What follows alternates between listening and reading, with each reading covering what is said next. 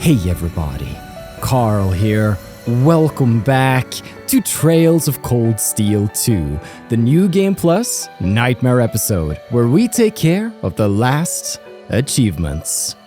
There are 13 achievements that stand between us and 100% completion.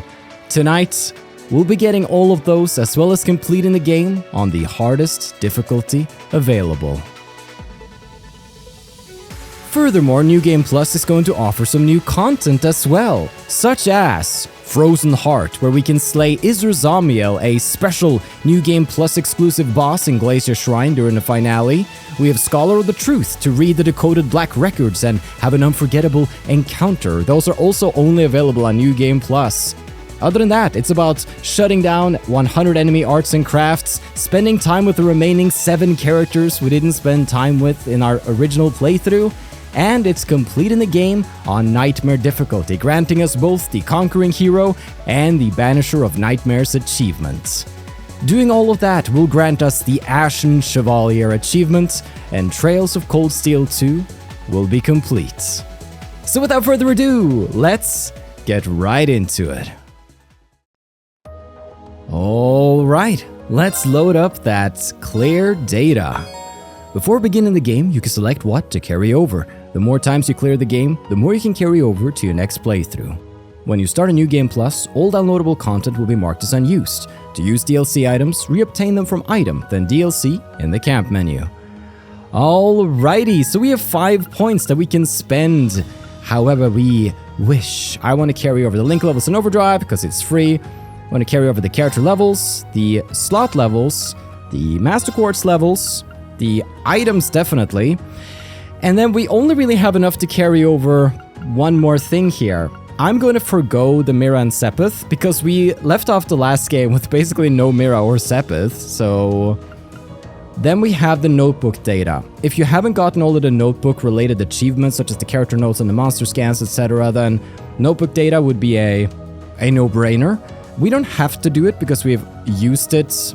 We have essentially gotten all the achievements with it that we can get, but it still feels very completion-y, even though it means I'll be missing out on the bathing clothes, but I have gone ahead and purchased the DLC, so we're gonna have lots of new cosmetic things to try out, and we also had a lot of DLC cosmetic stuff just as we began the game the first time around, so we'll have plenty to play with. I'll just go with the notebook data because it feels completionist-y, and also we get more angler points, so that's something. Let's begin the game on Nightmare. Balance for New Game Plus, ideal for replays. If you select Hard or Nightmare, you won't be able to choose the Weaken Enemies and Retry option after getting a game over. Continue anyway? We'll be fine. Loading clear data from the original game will allow you to obtain a special bonus in this one. Sure, we can do that. We'll go ahead and do my original clear data. And there we go. Get a little something from the Academy. And so I was bewildered. I was impatient. It begins. And so does the skipping. So luckily there's turbo mode, there's skipping, so it's going to be quite fast to go through the game again, but obviously I won't show you me going through all of the game again. I will just show you the parts that really matter. As Trails of Cold Steel 2 starts off here in the Isengard range. With Rean just coming to terms with everything. There we go. Rean got his New Game Plus items. So, I think maybe I have to go down and get my stuff, actually. My stuff's gotta be around here somewhere. Let's go get it. Yep, found it. Found it, Rean. I can sense monsters nearby, too. Uh-huh. I need to be careful. You want to get the stuff? Any second now. There it is. Okay, so let's take a look at it. It's a bit of an upgrade here. Zing for our Zemurian weapon. Aura Jacket, Strega Omega. These guys won't know what hit them. We're gonna do the Lionheart. And we're gonna do the Braveheart. We're also going to have some stuff like the Class 7 uniform. The traveling clothes. Rean's winter look. A button-up shirt and a pullover sweater that Rean likes to wear. Yeah, looking cozy.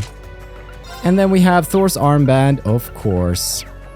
Ornament-wise, we don't have anything set in it yet, so I'm gonna go ahead and just put something. What would make the most sense? I guess maybe Force.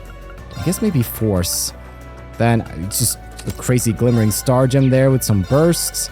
Could just go ahead and place whatever we want on this guy, really. We're strong. We could carry over whatever we so desire. Okay, let me set him up here.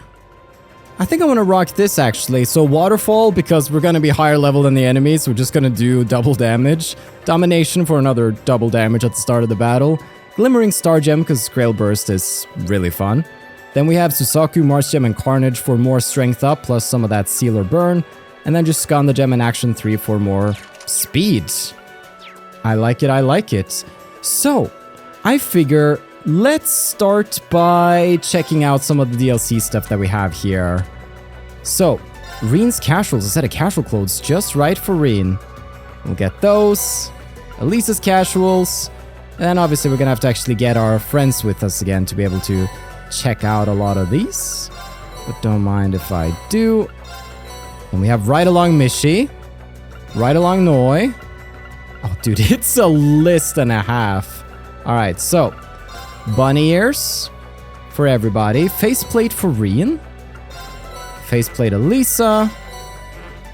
Elliot. And let's just take it from here. Crow. Millium. Gaius. I didn't change the faceplates at all in the original playthrough. I suppose I just never saw it as a worthwhile use of my mirror. Rean's Casuals 2. The sequel. We'll get that. We're going to be seeing a lot of new outfits, and it's always going to be... It's always a little hard to choose just how I want them all to look when they're all dressed up. Towa's Casuals. Sara's Casuals. Gaius' Casuals 2. Fuse Casuals 2. Oh my... Are you kidding me? Ride Along Tio? Have free space on your arm. Let Trails to Zero. Asher's Tio come along. Ren. Estelle. Joshua. The Striped Kitty set. An attachment that lets you feel like a striped cat. Black Bunny set.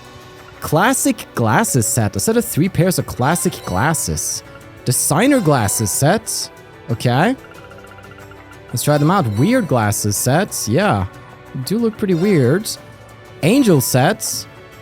Devil sets. Fairy sets. Gold cover Rean. Gold cover Alisa. There's a lot more stuff in this one than I'm not even halfway down the list. You gotta be kidding me. I'm really curious about what we see at the bottom there, though, with Trails in the Sky, Estelle, and Joshua outfits for Rean and Alisa.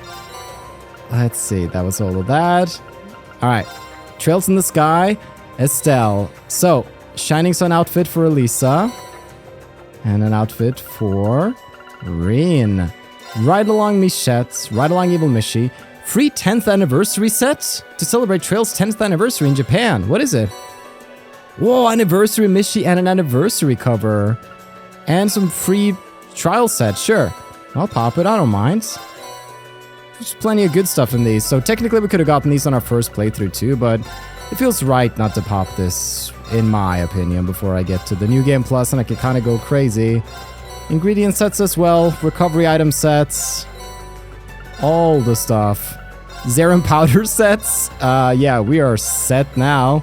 Didn't even have to buy these, they were just like here with me. Serum capsule sets, U material sets. I mean, I'm probably full on U materials, I don't have to pop more of those right now. Shining Pom Bait. We'll definitely be checking out some Shining Poms eventually, so we can get some levels on the gang. Value sets. Here we get to the Unspeakable Costume. Rean's Unspeakable Costume. A thoroughly embarrassing costume set for Rean includes costume and 2 accessories. And Elisa's Unspeakable Costume. Okay. That's it. That's all. Oh boy, do I even dare take a look at this? This is gonna be most of the video going through outfits, I think. Rean's Casuals. Yeah, we've seen those. Looking comfy. Rean's Casuals too. Oh, dude, slick look, Rean. I like it. What about Black Fang? Oh, cosplay as Joshua. Unspeakable Costume R, a vestige of Rean's impressionable younger years. Wearing it will not unleash the dark power within. Oh, I mean, hello, Rean. Dude, that is edgy and I love it so much. So, let's check out everything here. We have a ride-along Mishi, classic, standards, ride-along Noi. Then we have bunny ears, love it. Striped kitty set. Ah, very cute. Black bunny set. Okay, kind of complimenting the outfit. The angel set. Okay. We're gonna be... The fashion in this video is going to be off the charts. The devil set. Uh-huh. Feeling that. The fairy set. An interesting combo here. What about the ride-along Michette? Very cute. Oh no, not the evil Mishi. He won't cause trouble, honestly. I don't trust that guy. Dude, I've played his minigame. The anniversary Mishi. Happy 10th anniversary. Ride along Estelle is so cute. Ride along Joshua. Ride along Ren. Ride along Tio. Okay, what about some glasses? Yes, the rimless glasses. Rimless glasses that make you seem mature and adult. What about black frame glasses? Okay, alright, they don't suit you, Rean. I'm afraid they don't. Sunglasses. Yes, now we're talking. Yeah, what if this was just unironically Rean's outfit? In fact, the game would be quite different. Red oval glasses. Alright, alright. Square glasses. It's just not you, Rean. Sunglasses B. Okay. Alright. What about the nose glasses? Well, just when you thought it couldn't get any better, they find a way. Butterfly glasses. Very bold, I must say. A monocle. Uh-huh. The World Rejector. A device that when worn allows you to reject and shut out the world around you. Noise-canceling headphones, basically. Oh, yeah. Kinda loving that, to be honest. What about Midnight Heaven? A pair of goggles that lets you bask in the abyssal solitude of midnight at any time of day. Oh. Dude. It's kind of a vibe. Okay.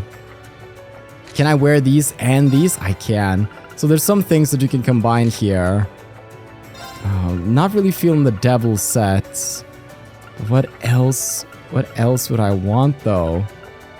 Maybe a little Joshua on my arm to come along with me.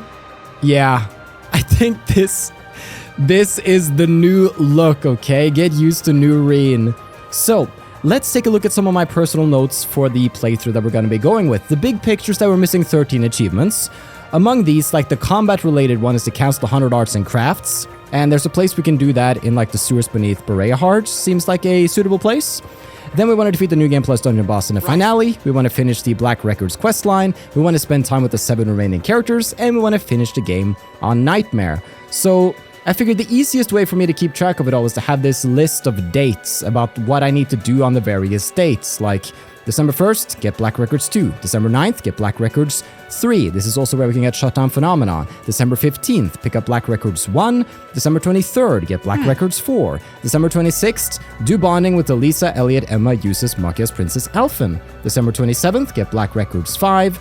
December 30th, it doesn't really matter who we do Blade with, as long as we do Divine Knight with Instructor Sara. That will be all of these 7 remaining characters and their conditions met. And then on December 31st, we can go ahead and talk to Instructor Thomas and give him the Black Records for that whole storyline to go on. Then we can go to Ymir for the Hidden Dungeon and defeat the Magic Knights. And then we can go ahead and do all the bonding, of course, when that night is upon us. And then on March 12th, we're going to do more of the Black Records storyline, culminating in March 13th. And then after that, it's just about finishing up the game. So yeah, that's what we're looking at. I don't think combat is gonna be too tough. Let's take a look at this crab over here, just as like to feel it out. Wow, that monster looks like a tough one. He's amazing. All right, no tutorials, thank you very much. Now's our chance, let's get him! My turn. Let's do it. Look at this guy. Slam him. Yeah. Let's move. I think we'll be doing just fine. This guy's 3k damage and we do many times that. Let's keep moving. the Joshua dummy blinks. It really didn't have to blink. Nope, didn't have to do that. But that's where we are at. No, I can do better. I need to hurry up. All right. So I'm going to skip ahead in time a little bit here until we get to really the first part of the game where something is new. You can now view the monster guides. Oh, I thought I could skip some of the tutorials. Okay. I wonder what's going on over at the academy now. They're fine, Rean. So right now, it's the end of November. Slow down a minute. No, we ain't got time. Well, I gotta go. I'll see you. This way, I should be able to get out of the canyon. All right, I'll see you on December 1st. Actually, whenever we get new party members, that's worth checking out. Oh, I can't change much about you, but I can put you in the Saint Estrella uniform or the casual wear. Cool. Maybe we'll just do that right off the bat, though. Anything else? Ooh, that kind of matches the uniform, though. Or we could go, well, an angel set? I think maybe angel set is the way to go. But I was kind of digging these glasses here. Yeah, Elise.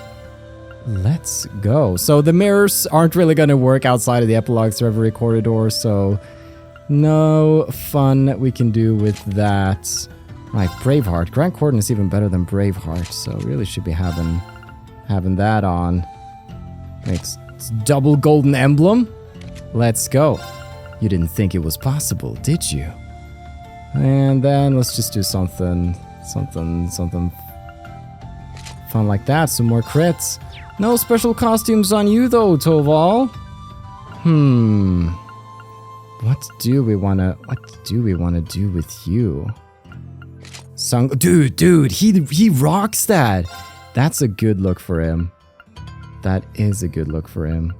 Who should he have looking after him? Tio? No, I'm kinda... The small people should really have... Maybe an anniversary Mishi. Yeah, I can get an anniversary Mishi, actually. I can do this. Yes. Sure thing. Sure thing. Whoa. So cool. Here I go. We're heading out. This is the Grand Market, huh? Pretty lively. Mm-hmm. Not as lively as it was, though. Yeah, this ain't the market I know. But Rean is here and he's ready to shop. I'm up. So is Toval.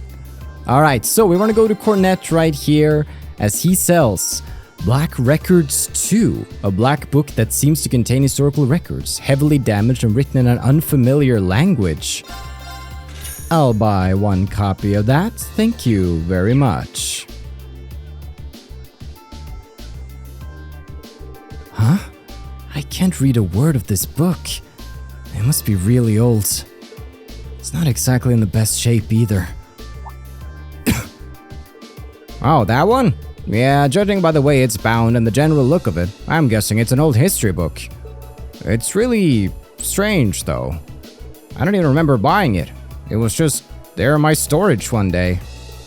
Doesn't seem valuable, so I just stuck it on display for dirt cheap. But hey, I'm happy you bought it. Is that so? Should you really be telling your customers you're buying unwanted goods? Celine? I know a thing or two about languages of yore as a familiar, but the stuff in this book is completely illegible to me. I can't sense anything special coming from it either. What in the world is it? Huh. Well, throwing it away seems like a waste, so let's hold on to it for now. Let's do just that. Here I go. Here we go. All right. Next big black book is on December 9th, but we're going to have some characters joining before that, so see you when that happens. Okay. New party members just joined. Fee, let's see what you got. Fee's casuals, they're back. They're so good, but can the new ones top it? Oh, cool. This is like a little cat-like hat. Give me some Millium vibes. Yeah, we can rock that. We can rock that for sure. What else would you want though? Would you want some like cool glasses of some sort? You could also have the sunglasses. They're so good. I kind of have to, but you're gonna need a little ride along. Maybe a little, well, I don't think the angle there on Ren is quite appropriate, so maybe we'll do like a little Tio. Yeah, we'll do a little Tio on Fee. And then I think you... Elliot's Casuals, it's back. It's glorious. But what's this? Ooh, okay. I mean, I can't not wear that. It's way too good. It's way too good. Now, he could just be cruising. What would we want on our boy though? He is kind of an angel, is it not? He is. Would he want a little Mishi with him, or will he take maybe he could take an Estelle. He could take Estelle with him. And we have you, Machias, the good old casuals. Oh, hella dope. The amount of glasses on you too right now. Don't you want some cooler glasses, you know? Those are just his glasses. Maybe a monocle. Whoa, there's nothing on the other side of the monocle. That's crazy. I feel like a monocle is actually kind of a vibe. Dude, devil monocle boy? Yes, unleash your inner beast, Machias. Okay, looks good. Let's move on. We have new members in the party. We are here in the Nord Highlands, and it's time we checked out Alisa. I'm pretty excited about her. So, we have her usual stuff. Her casuals, we saw these last game. What about casuals 2? Okay, very cute. What about Shining Sun? Dude, Estelle cosplay.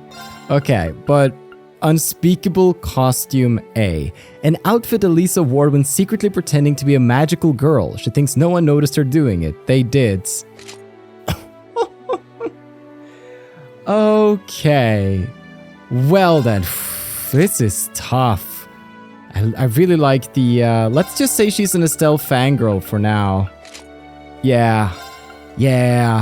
Pretty Rose, a mask worn to keep a magical maiden's face pure and untouched. And Tinkle Mona, a stuffed fairy that aids Alisa in her magical girl exploit? Wait, she has her own... That's amazing.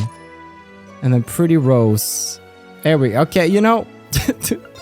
Maybe we do have to go with the... okay, we're gonna go Magical Girl. We're gonna go Magical Girl. It has been decided. Dude, I love Feast look. Alright, Millium. What we got? Your usual casuals? Oh! What is this? This cowgirl look. Okay. Let's see. But how could we really accentuate that? I mean, glasses makes everything better. But what kind of glasses makes it even better? That's kind of interesting on you. That is kind of, dude, it's something new, it's something fresh. And the question is, how do we rock it? Do we do Angel Cowboy? I'm just not sure. Or are you gonna be the one to get a little Estelle with you? Yeah, bring Estelle. And we have Gaius. We have, of course, his casual clothing. And his... this guy. What a hunk. Can I say that? Look at this guy, though. Alright. But what does... Dude, I mean, Sunglasses B are so good. They just really make a character come together. Maybe a bit of a bad boy vibe on Gaius. I went a bit bad boy on Machias as well, but Gaius pulling it off even better. And then I did a little thing on Claire here as well, so the cat police, they're onto you. Meow. Alright, the journey continues. You guys ready for a stealth mission? Led by Fee? Then let me see downstairs. This gang. Let's go get them. I mean, I'd be pretty surprised too if this... I mean, Gaius looks so cool. I can't describe it, but he's just... It's a vibe. Alright. BRB gonna free the Highlands real quick. and show these guys. Who are these guys? I'd be pretty surprised too, all things considered. Okay, Legram time, which means, Laura, what do you have for us? The good old casuals and the new casuals. Okay, simple, plain, but still, maybe we can accessorize it. There we go. Very pure, very pure. Okay, feeling that, feeling that. Then again, would you be okay with... I mean, I feel like she could rock some glasses here. It's like, yeah, I'm the real angel. No, but it needs to be something maybe like a cute little Michette. We'll do a cute little Michette, I think. Unless we want to do some... Yeah, okay. Emma! This is the usual casuals. Oh, look at this! This is an outfit. Okay. Now then, the ears kind of clip a little. Yeah, I can't really be rocking the ears, but kind of loving the angel sets. Or would this be a fairy set type of deal? Yes! That's even better. We could change the glasses you're wearing too, though. So, just rock the monocle vibe? Black framed glasses. Just give her a different set of glasses. Yeah, let's go with that. And then we also have the monocled angel, known as Sharon. Hey! Alright, let's get going to Bareahard. Okay, we are heading down beneath Bareahard in the underground waterway here on December 9th. And there are a couple of reasons we have the ultimate swagger right now. Gotta love it. We are looking for these drone buddies. Advantage is ours. Let's finish him. Let's move. Problem is we're probably way too fast and way too strong. But essentially, I really shouldn't get the drop on them either. It's never going to be their turn. Here I go. I'm going to need to figure out a strategy. But essentially, if it ever was their turn to act, It's my turn. they're going to try to do arts, which will be my turn to do an impedes. Bam. Got it.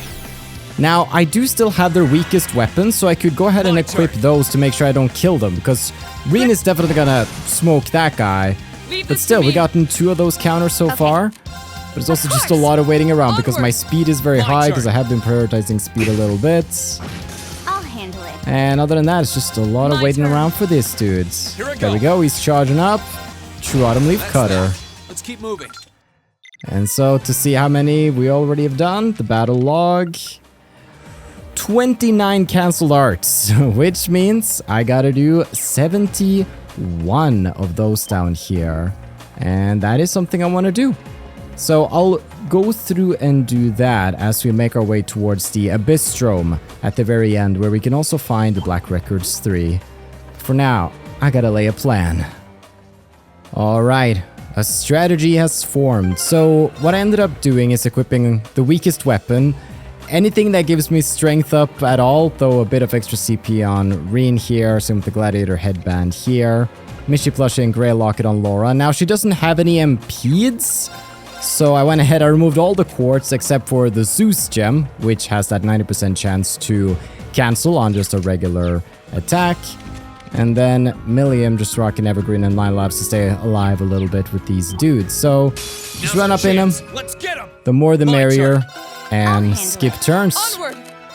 And then sooner or later they're gonna start casting.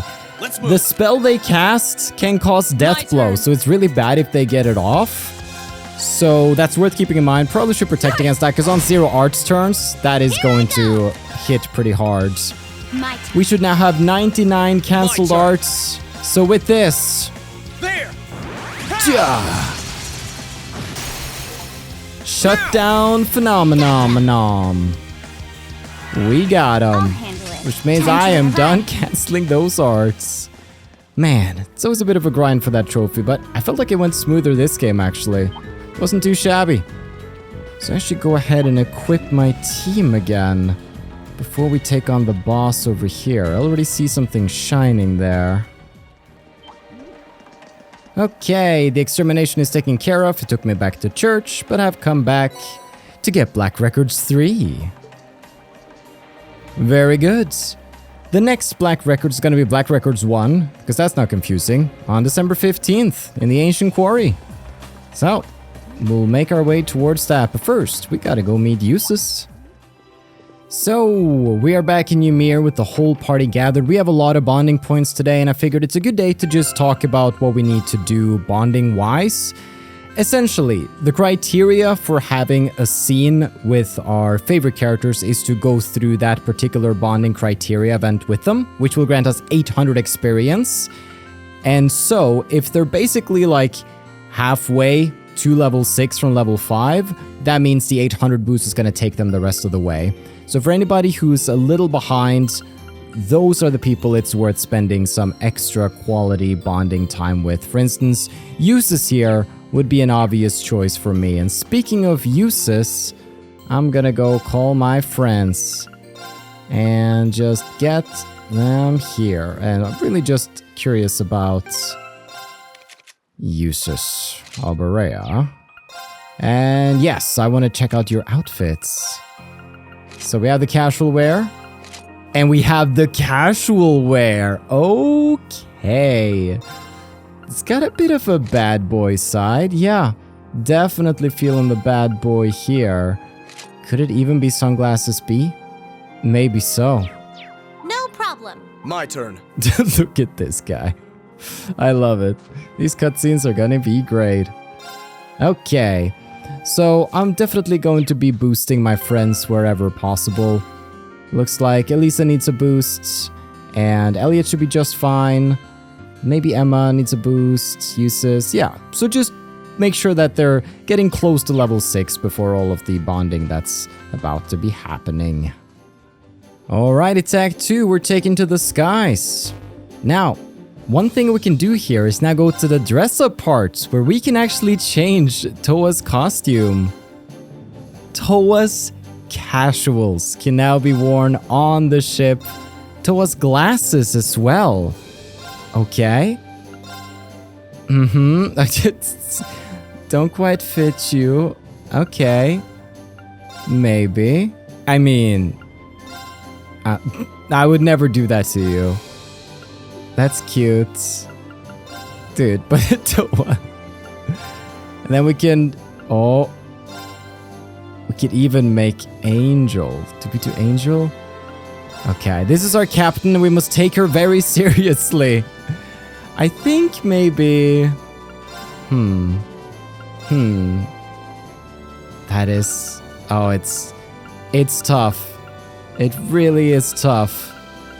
But I was kind of down with the cat ears. It's just simple. It's just very simple. Alright, how about the Courageous' flight animation? We're gonna skip that. And there we go, Captain. Meow. Ready to rock and roll. Okay, let's check out the whole gang now. Sara. Sara's casuals. Holy smokes, they really accentuate your figure, Teach. And then, I mean, yeah. Seems only fitting. And then I do need, well, a teacher with glass. It's a stereotype for a reason. Let's rock that for Sara. Holy smokes. All right, checking out the rest of the gang. Yeah, we are looking ready to rumble to take Erebonia by storm. So I'm kind of wondering if I should play some with Elliot's new casuals. I feel like almost everybody is wearing their new outfits, so I can't just stick with his old ones. Yeah, I think that's how we're gonna do it, and Estelle is coming along for the journey. I love it. Alright, let's go do this thing. Since we now have access to George and the entire party, let's take a look at the cover section. So, let's look at these faceplates. So we have the faceplate for Rean, Alisa, Elliot, Laura, Machias, Emma, Jusis, Fee, Gaius, Millium, Crow. Then we even have golden versions with Rean, Alisa, Elliot, Laura, Machias, Emma, Jusis, Fee, Gaius, Millium, Sara, Toval, Claire, Sharon, Towa, Angelica, Elise, Alfin, and the anniversary cover. Hella dope. I think I'm gonna equip the gold cover for everybody, just so that we have it on. Okay, so I just defeated Ginosha Zanak for Clara's request. I've come back inside the ancient quarry, and Black Records won. Easy peasy. I suppose I never have explored in here, like properly after the fact. But it doesn't look like there's much to see. Okay, the next one is going to be on December 23rd at Ruhr Airport after we've done the Gone Air quest, so I'm just going to find a way to blaze through Act 2. Okay, that's Gone Air, all complete. Now, Norton. You really pulled both me and my camera out of the fire there. Thank you so much. But I can hardly believe there was an actual airliner hijacking here in Arabonia. Just goes to show how big an effect the war's had on the public order. Sheesh, that's not a good sign. Yeah, I'm hoping that this is just a one-time thing. These outfits. Either way, take care. Yeah, same to you. Oh, by the way, I don't remember when it happened, but I picked up this weird book. Maybe I grabbed it while I was on that airliner and forgot about it. This might be a weird question, but it's not yours or anything, is it? That looks like... You recognize it? Well, in that case, take it. No givebacks. It's not doing me any good like this. Okay. Black Records 4. Great, thanks. That'll like my load. As for the book, it's old, I guess. That's all I know about it. Didn't know what to do with it until you came along. Anyways, I kept you long enough. Can't wait to hear about what you get up to next. Good luck out there. Thanks, you too. Wonderful, that leaves just Black Records 5, which we can get on December 27th. But for now, we're setting our sights on December 26th and the bonding in Bareahard. Alright, it's the bonding day in Bareahard. We're gonna be spending time with Alisa, Elliot, Emma, Jusis, Machias, and Princess Alfin. That is going to satisfy their criterias, both XP-wise and just assay bonding criteria. So, I'll be doing that, and I'll see you tomorrow on December 27th when we'll be getting the final Black Records. Let me show you a real sneaky book. If we head on over here to this corner, the Black Records 5, they're just kind of hanging out. So with that due diligence done, we have all 5 issues of the Black Records, which is wonderful. Next up, December 30th, there's going to be the whole operation, so I'll see you then. Okay, so the time has come to choose the partner for Valamar's battles. And Instructor Sara is the last one who needs the criteria met. I ended up not playing Blade 2 match with anybody because we don't really need to. We've already done the 6 out of 7, and this will be the 7th for the bonding criteria. At least Divine Knight battles aren't really too bad. You don't really feel that different from when we were playing just a regular game, so we just keep using the same strats. You didn't do half bad that time. And with that battle won, our bonding should be complete. So see you after the battle. Okay, so the night of bonding is upon us. I've decided to unequip the costumes of the characters with which we will be bonding, just so that we can take them a little more seriously during the cutscene itself. So I'm going to head inside and we gotta decide who it is we're gonna go with. So, you know, for all you Alisa fans out there, this Nightmare playthrough is gonna be hers. So, you've already seen this dialogue before, where she invites us to come. Well, sure. I don't see why not. I'll head over there later. Thanks. I'll be over as soon as I'm done too. Okay then. Guess I'll head over once I take care of everything else I wanted to do today. And that's exactly what we are going to do. So, let's see some back-to-back bonding scenes with our favorite gang. Class 7 Dormitory.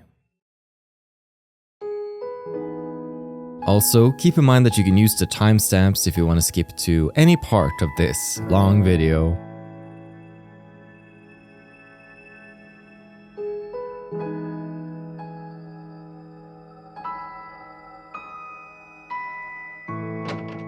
Sorry for the wait, Rean.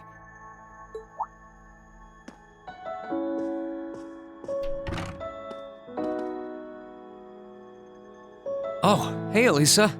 I only just got here, actually. All done catching up with the rest of the lacrosse club?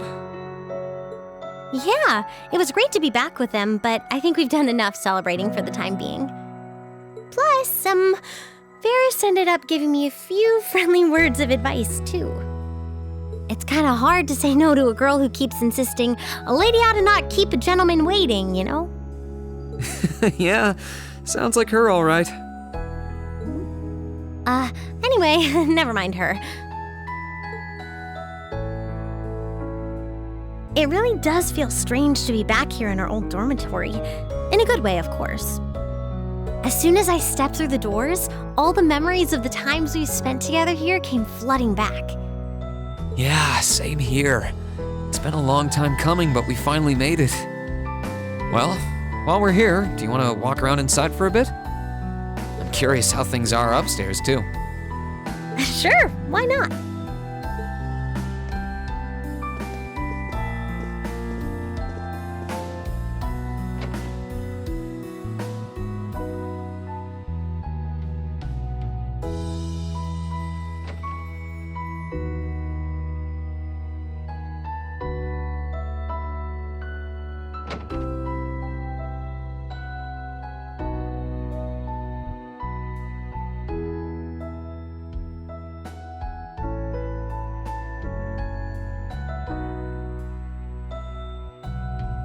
It's funny how time works, isn't it?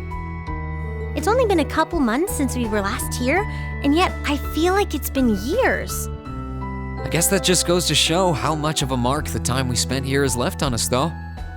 Every room, every corridor has a memory attached to it. Just one look, and I suddenly remember it all like it was yesterday. You know, I guess that's true. I just wish Crow were here with us to share this feeling. It doesn't feel quite right without him. I wish you were here too. He's as much a part of Class 7 as the rest of us. Give it time though. Next thing you know, he'll be right here reminiscing with us. You really never change, Rean. It was clear from the moment we met, you were someone who really cared for others, and you're as kind now as you were then. You were our leader, always tirelessly looking out for every member of the group and putting our needs before your own. We're so grateful for all you've done, and that goes double for me.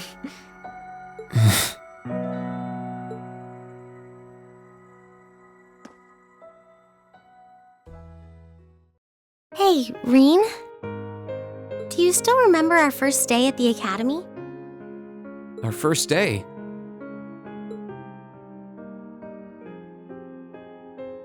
How can I possibly forget? First, we bumped into each other outside the station because I was so taken by the lino flowers, and then that happened.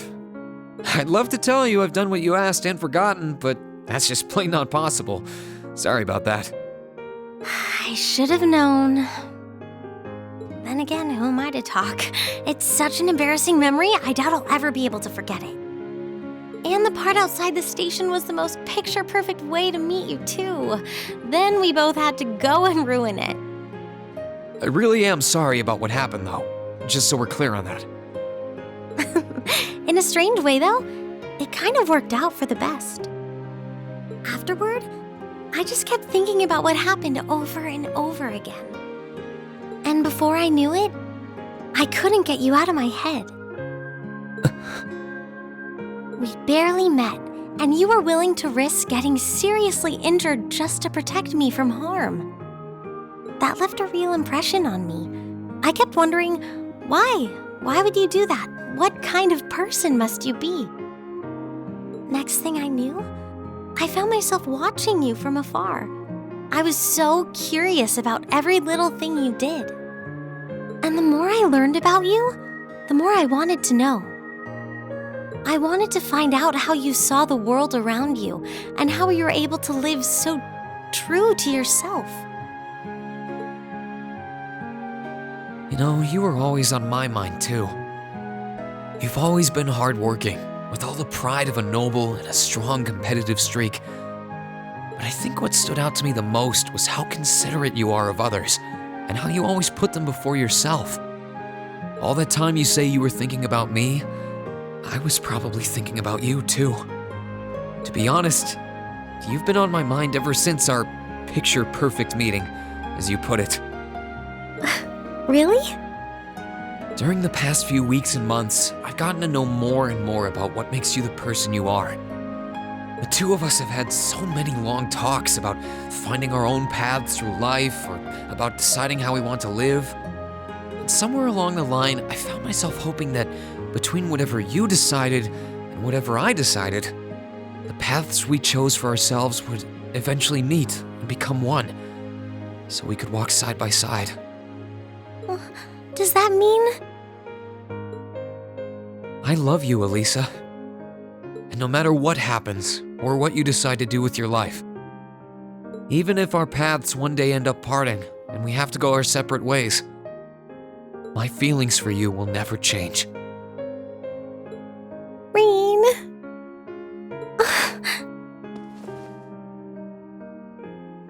If it weren't for you, I'm not sure I would have ever found the courage to find a path for myself at all.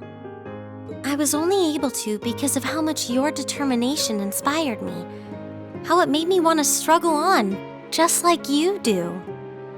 And I love you too, Rean. I'm so glad.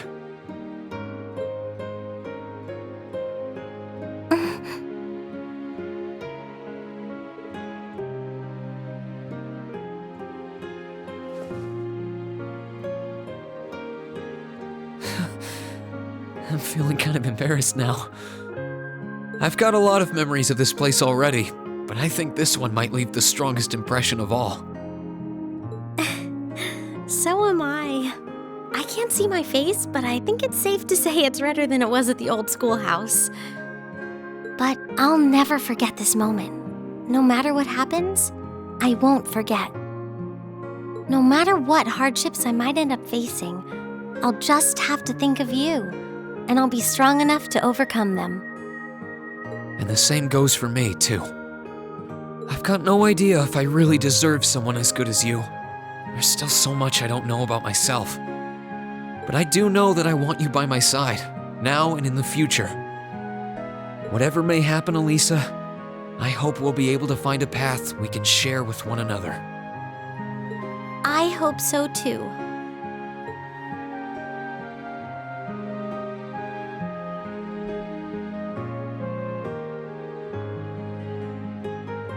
And they smooched. Alisa gets to smooch. Alright. I suppose you have been quite lovely and cute this game, so I'll let it be. Laura's in my heart still, but it was a wholesome scene. I'll give her that. But there's more to see as our bond with Alisa strengthened. Boom! That's the link level 7. That's the save we'll be continuing with. Elise on love. Very cute. Now, let's see Elliot. Class 7 dormitory.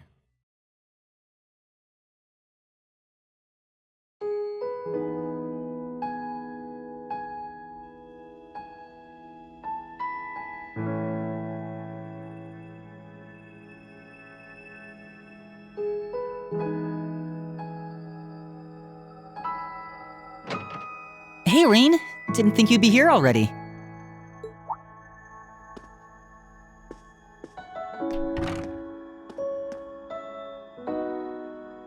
Neither did I, to be honest. It just kind of happened. Finished everything up with the wind orchestra, I take it? Sure did. It was great to be able to play together with them again. I swear, though, looking around, you'd think we never left. It's just like coming home. Yeah, I feel the same way. Thor's might not be the home any of our class grew up in, but it's our home nonetheless. Come on, let's walk around for a bit. I want to check on things upstairs, too. Sounds good to me.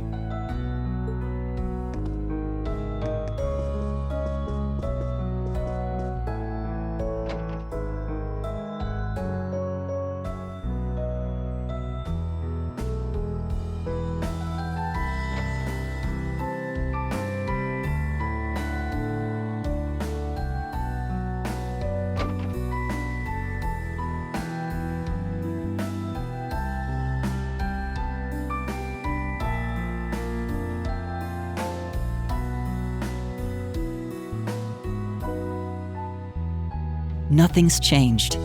Even after all this time, it's exactly as we left it. It feels like we've gone back in time to our last day here, but somehow lost Crow in the process. Yeah. His absence makes all the difference in the world, too. Like any twinge of nostalgia I feel is somehow wrong. I know what you mean. It's like trying to perform a concert with an instrument missing. It's just not the same. Though in this case, the concert is our class. Yeah, I got that. But you're right. He might not have been with us on day 1, but Class 7 isn't complete without him. Which is why we can't give up. To go back to your metaphor, we might be missing an instrument, but we can still go out and steal it back, right? Right.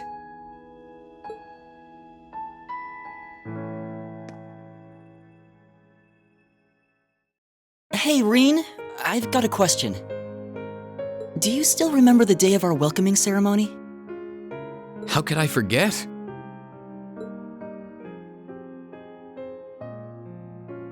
It was a pretty eventful day, but I still remember that you were the first to try and start a proper conversation with me. I guess you could say you were my first friend at this academy. Well, you were mine too. To tell you the truth, I was really nervous that day. I wasn't exactly thrilled to be here, for one thing. My dad practically forced me into attending in the first place. So I was feeling pretty doubtful that I'd be able to deal with wasting 2 years of my life at an academy I didn't care about. So in order to try to get a handle on things, I figured the first person I tried to talk to should be my opposite. What do you mean by that? Someone who, unlike me, had strong convictions. Someone who was looking forward instead of backwards. I remember seeing you there in that auditorium and thinking, there he is, he's the one. It sounds stupid, but I figured if I could make friends with someone like you, maybe I'd get stronger too. Wow, I didn't know you had such high expectations when you first started talking to me. But if that's what you wanted to do, you picked the wrong guy. I wasn't anywhere close to being strong. Worse yet, I was so oblivious, I didn't even realize that there were people around me who really cared. I don't know about that. The fact that you're kicking yourself now means that you've grown up quite a bit since then. So no matter what you say, I'm sure I chose the right person to talk to. No doubt about it. Oh, thanks, Elliot. Spending time with you has made me stronger too. Strong enough that even Dad will accept the path I've chosen. And while it's come as some surprise, it's also helped me realize more than ever the real power of music. I don't think my love for music has ever been stronger, in fact. That's something else I owe almost entirely to you. You helped me find my path, and now, thanks to you, I can see it stretching out in front of me. Really? That's nice to hear. But you're stronger than you think. You always have been. Even if you're kind of small, the music in your heart has always roared. You never let that conviction fade either.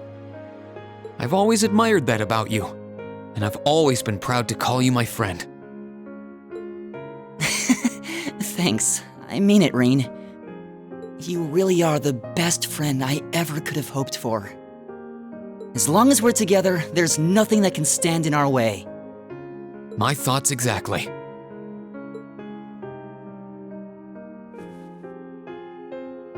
That goes for Crow, too. Between the two of us, I'm sure we can make music so amazing we'll even win him over. You've got that right. Together, we can do this.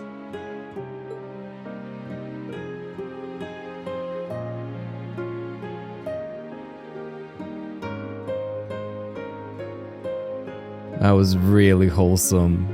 Though I just had in my mind the idea that the camera pans back, revealing around the corner Dorothy, just furiously scribbling in her notepad, but... that wholesome boy. I love Elliot, and it's true. He was our first friend. Our bond strengthened. And we're in perfect harmony. Let's go see Emma. Class 7 dormitory.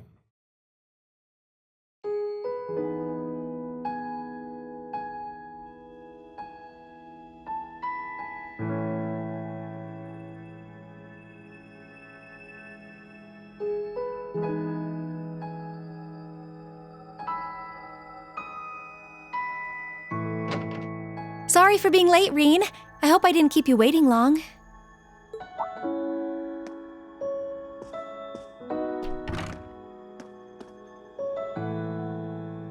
Oh, don't worry about it. I just got here myself. Finished everything up then? Yeah, everything seemed to be in order over at the old schoolhouse, too. And for once, even Celine was acting considerate. You don't say. Being here like this really feels like old times, doesn't it? I made so many fond memories here in this building. I can't even begin to count them all. Yeah. Hey, seeing as we're already here, you want to take a little walk around inside? I'm curious what state we left things in, aren't you? Well, that sounds like fun.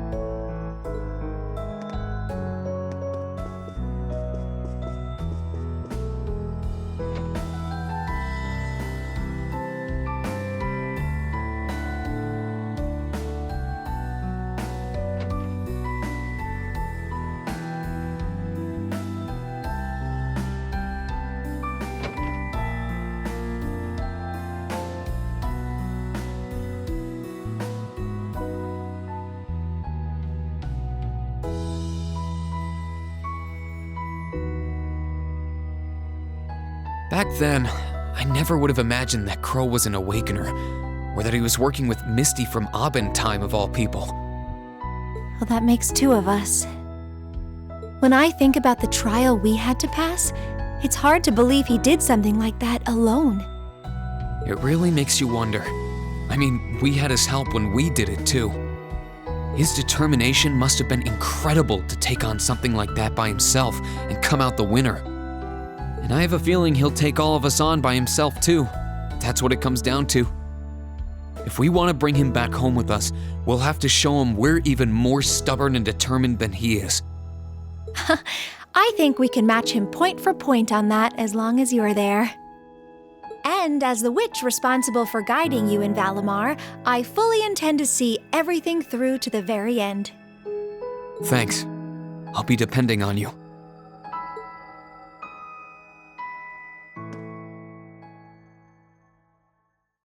Rean, I've been thinking lately. Somewhere along this journey we've taken together, I finally felt glad to have been born a witch. If I hadn't, I might never have enrolled at this academy. And if I'd never come here, I would never have met everyone in Class 7, and I wouldn't have met you. I'm really glad you did. With all we've been through, if anyone besides you had been guiding me, I doubt we would have come as far as we have. I'm happy to know you think so. Before I came to the academy, and even well after I'd started here, I lived to fulfill the duties expected of me as a witch. I'd been that way ever since I was little, but all that time, I had no idea of the real significance behind everything I was doing. My life as a witch was so all-encompassing, I couldn't really see anything else. Emma. It was after I started here at Thor's that things started to change. I may have come here to keep watch over the fate that awaited Valimar and the one he chose as his awakener. but I feel so much more than that now. Instead of just watching over you, I want to stand with everyone and fight alongside you as an equal.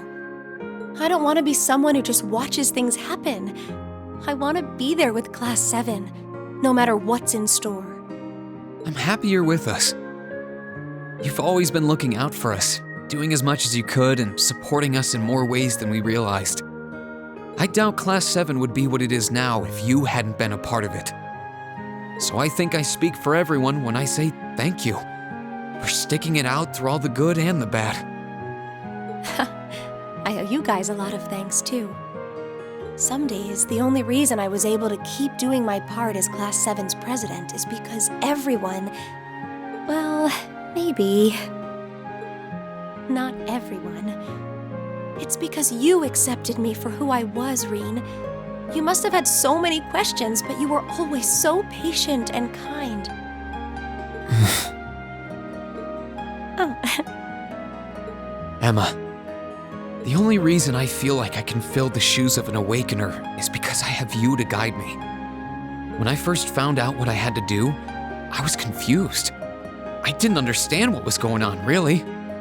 But with you by my side and showing me the way, I started to feel like I might be able to really do it after all. Is that so? Emma, I love you. No matter what fate has in store for me, I've decided I'm going to face it head on. Because as long as I have you with me, I know that whatever the challenge, I can rise to meet it. Will you stay with me? Of course!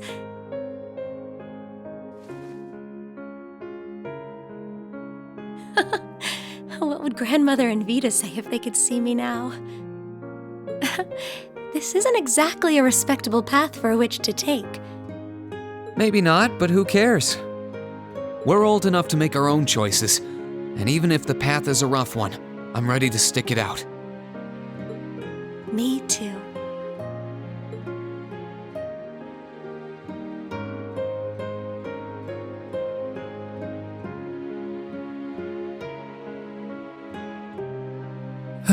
Emma, definitely the most mysterious girl, but the mysteries have been laid bare. Confessions have been laid bare as well, and it truly was a magic moment. My bond with Emma strengthened. Level 7. And Witchy Woman. Spent evening for the final battle with Emma. Now let's see Jusis. Class 7 dormitory.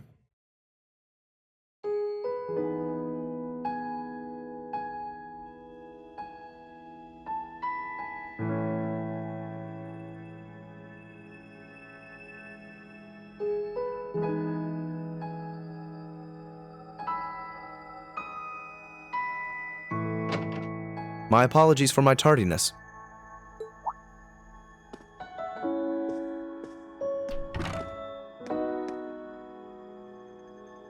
You can't apologize if you're not late. I just decided to show up early. How are the horses doing? Splendidly, if not a little too energetic for their own good. Whitcomb was especially thrilled to finally be reunited with his master. I bet he was. Nice to hear.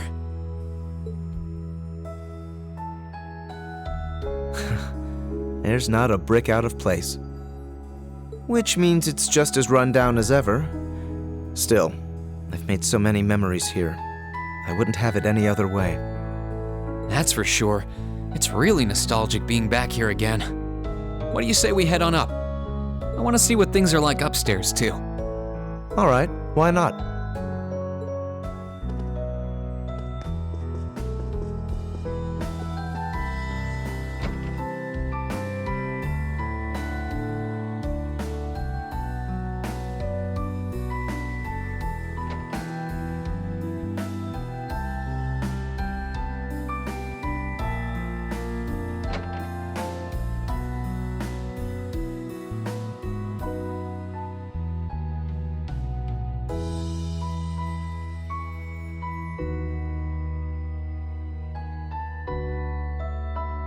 Crow's foolishness continues to baffle me.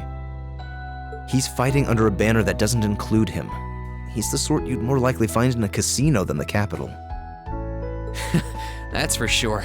Fighting for the Alliance really doesn't suit him one bit. I'm sure he realizes that too, though. He sees Duke Cayenne as more of a sponsor than an ally. So it's just a case of the two using each other while they share a common purpose. Winning him over won't be easy, but we should push this angle if we intend to do so. Rufus will likely be more difficult, given his key position in the Alliance and shared ideals. I didn't even think... My brother's always been my light, both dazzling and warm. He commanded respect, but he also deservedly earned my absolute trust. After the death of my mother, he was the only living relative who did so. And he was a constant. Someone I could rely on and look up to after I was taken into the family mansion in Bareahard. I know how you feel. Your brother is to you what Elise and my parents are to me. I'm sure he still cares about you too. He's probably just as worried about your inevitable encounter as you are. The two of you might disagree about the country's future, but that doesn't mean you can't care about each other. I agree. Which is precisely why I've chosen to fight him with everything I have. That, above all else, is the role that I must play in ending this war.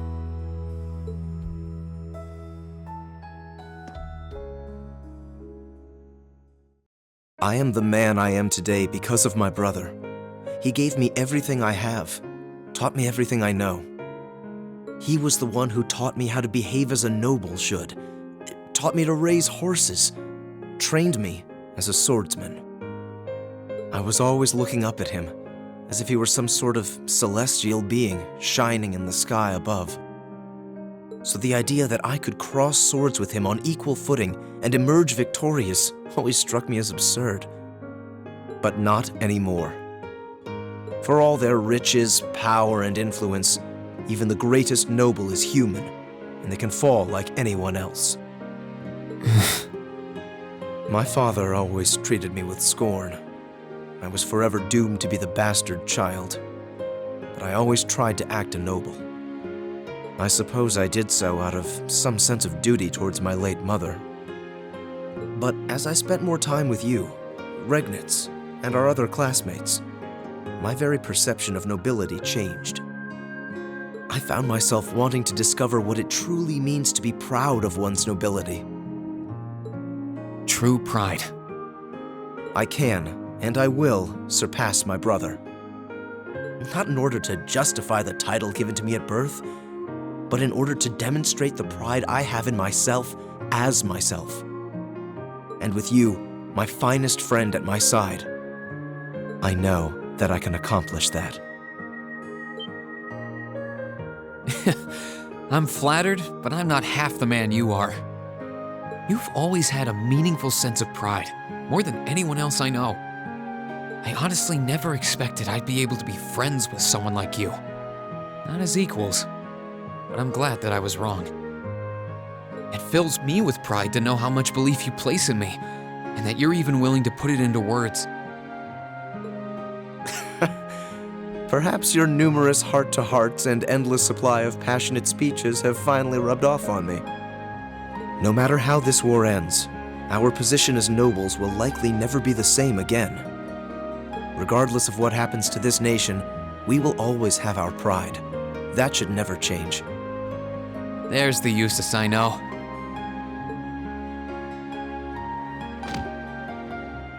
I won't let my pride waver either.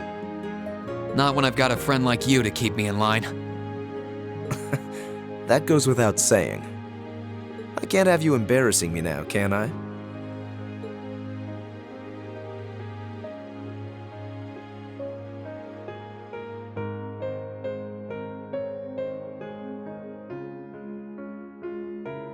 A nice bonding scene with Jusis, though very much focused on Jusis and how he feels about Rufus and everything, and that makes sense. That boy's carrying a lot on his noble shoulders.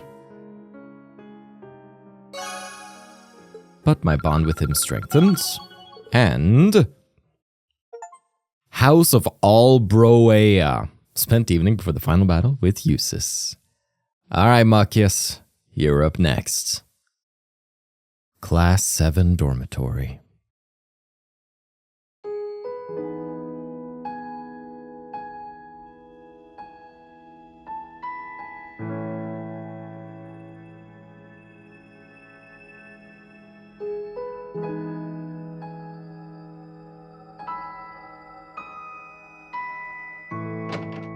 Sorry I'm late.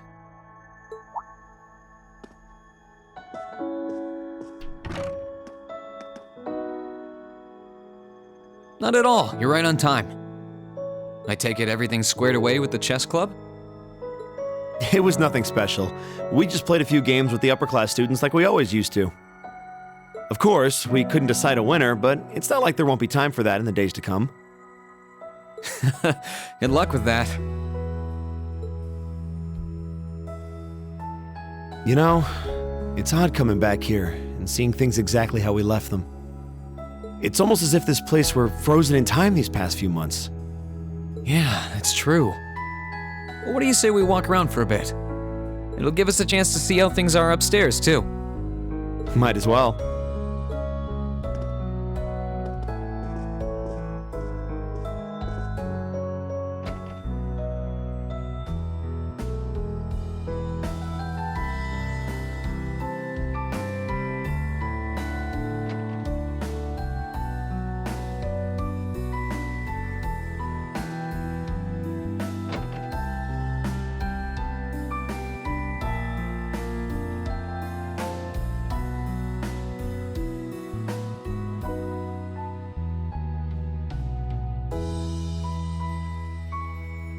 Everything's the same up here, too. Can't say I'm terribly surprised. As ridiculous as it sounds, I was hoping against hope that we'd just find Crow sitting in his room as if nothing had happened. Honestly, that does sound like a long con he'd try to pull off. I'm surprised the common areas are so clean, though. I figured they'd be covered in a few coats of dust by now. I guess the upper class students worked hard to keep things nice around here. Presumably so. I can scarcely believe how different a person I've become in less than a year. When I first arrived here, my blood would start to boil if I so much as heard the term upper class. But now... You're a new man.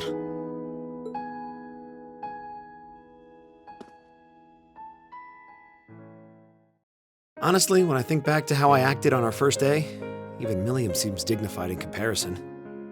I came here with a firmly ingrained belief that nobles were the enemy, so that's the way I treated them. That's certainly a time in my life that I'd rather forget. Ugh, how embarrassing. It's not like you didn't have your reasons, though. After what you went through as a child, I don't think anyone could blame you. Besides, we've all changed for the better since we first showed up at the academy. I wonder if that's true.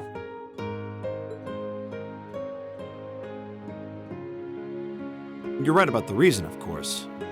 I've hated nobles ever since the day they took my cousin from me. My time here helped me realize that not all nobles are so despicable, and that I was misplacing the blame for her death.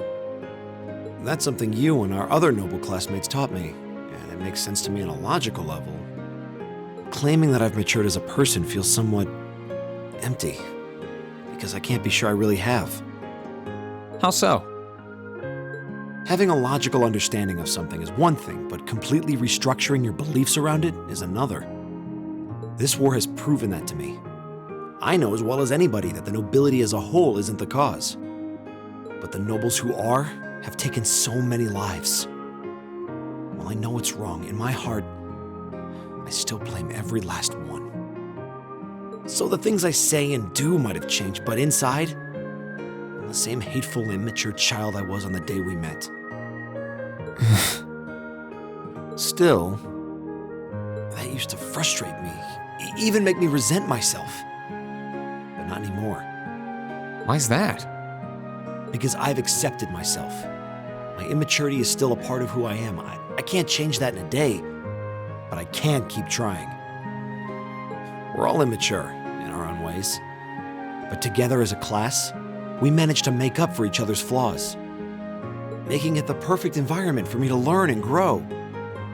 And it doesn't hurt my best friend's a part of it. I mean you, Rean. All I can do is keep learning and improving. That's the only thing any of us can do. And we've still got a long way to go. After this war's over, and once we've rescued Dad from the Alliance, this nation as we know it will never be the same again.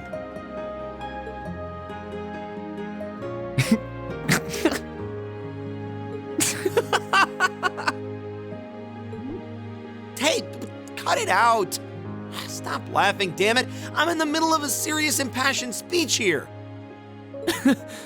Sorry, I can't help it. You know how sometimes something makes so much sense that you can't help but laugh? That's you in this ultra-serious speech. I beg your pardon?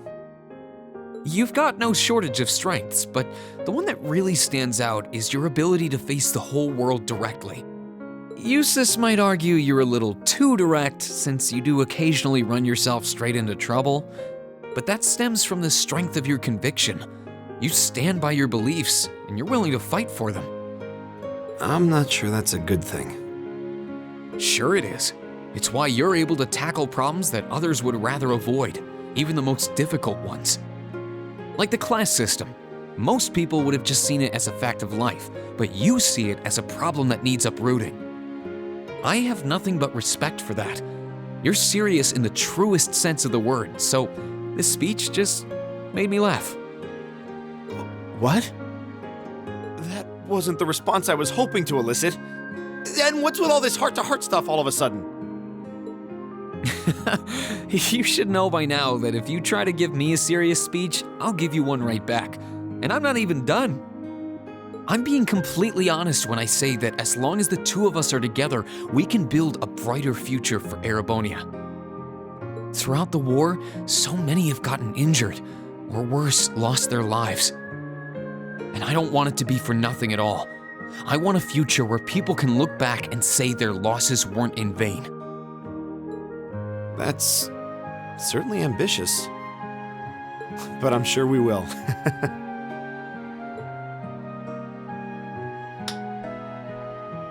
We'll live our lives to better those of the people around us, starting with taking Crow back from the Alliance. And then we'll build that future of ours, piece by piece. It's a promise.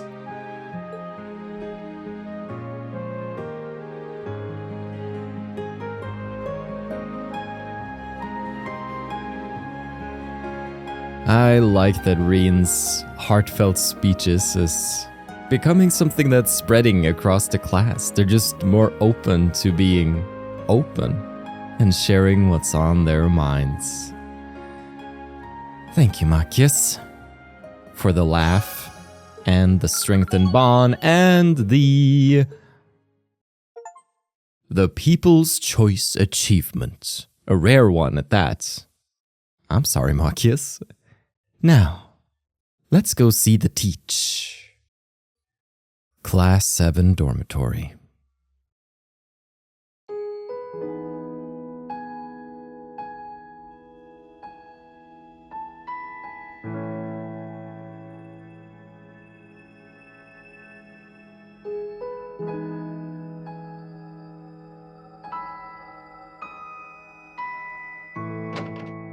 Finally. Sorry if I kept you waiting.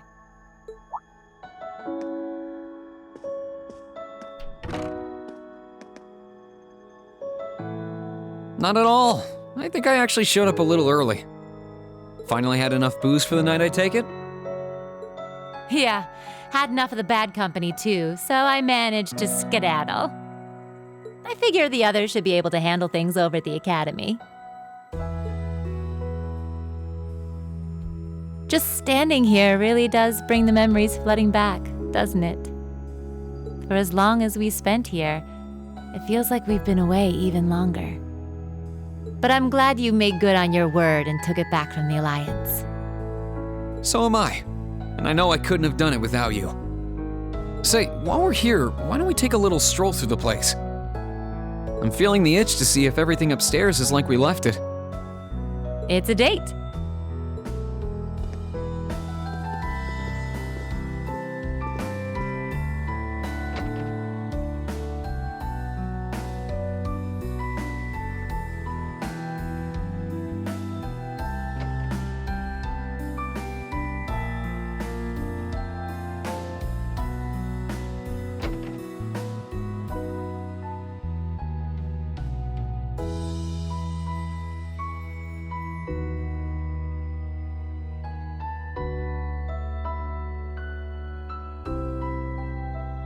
A shame Crow isn't back with us like old times, huh? In a way, he hasn't changed a bit since his first day. Even then, he was never honest with his feelings. Oh, yeah. You helped out with the Arcus trials they all did last year, didn't you? Yep, we sent him all over the country, just like we did with you guys during your field studies. Sometimes, I can't help but wonder that if I'd noticed something was off with Crow back then, we all could have been spared a lot of heartache. I've known him even longer than you guys have. Heck, I was his teacher. I guess I keep thinking maybe there was something I could have done. It's not your fault. Crow's planning was meticulous. He'd been setting it up for years. He would have gone through with it either way. But I'm not going to sit back and let that be that. We'll face him down, beat him, and bring him back. That's my promise. He'll be back where he belongs, with us. And you'll be there with us too. Yeah? I know you'll do everything you can. If anyone can bring Crow back, it's you guys.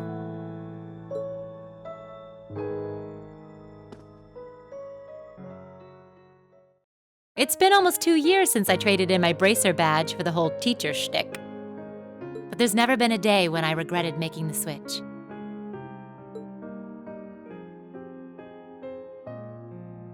Likewise, we couldn't have ended up with a better homeroom teacher.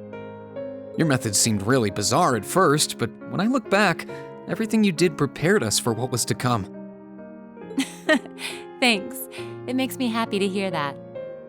I'd like to think that you all learned a lot from me, but over the past year, I've learned plenty from you guys too. Things I never learned pounding the battlefield as a Jaeger or during my time with the bracers. But whatever the future holds for me, I know the time I spent here will help guide me in whatever I end up doing next. Wait, whatever the future holds? You're not thinking of... I don't even know anymore. No matter which side comes out on top in this war, the Empire's never going to be the same again. When it's all over, should I stay on as an instructor here? Should I go back to being a bracer? Or branch out into something new? All I know is that I want to be able to support you guys in whatever you decide to work towards, as much as I can. Just how I'm going to do that, I don't really know yet. I'm hoping that fighting through the battle ahead of us brings me an answer. You really are amazing, you know that? No matter how fast we grow, you're always a step ahead of us, pushing forward into the unknown to show us the way. I'm never gonna be able to measure up to you, am I? What do you mean? You're experienced, reliable, always ahead of us, just out of reach, but guiding us forward. You're strict sometimes, but you're always compassionate, and you bury your weaknesses deep down to be someone we can rely on. And somewhere along the way, I started to hope that one day I'll be able to finally catch up to you, so that we can think of each other as peers, as something more than just teacher and student. Oh. As things stand, I'm still a long way from being there. When this war is behind us, and life slows back down to its normal pace, there'll come a day when I graduate from Thor's and head out into the world as a real man. When that day comes, I want to be there for you, in some way, as your equal. Oh my. Well, you're just full of surprises tonight, aren't you? With all that's been going on, I never realized you felt that way about me. You can be pretty daring sometimes, you know that? I'm sure you're well aware that I go for the classy, mature gentleman type and not students, though. Yeah, but we're looking toward the future, right? Students grow up. Boys become men. Sure, I might not look the part now, but one day I'll be a dashing, handsome gent who can turn even your head. All right, then. I want you to close your eyes. In fact, I'm making it a formal assignment. No peeking. Why? Shh, no questions. Good students are supposed to listen to their teachers. Well, if you say so.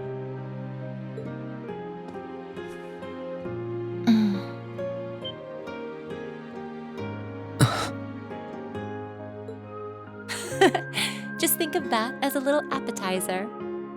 In a couple of years, if you're still hungry for the main course, come and find me. I'll make it worth the chase. Still, there's no need to rush. I'm willing to wait, if you are. Thanks.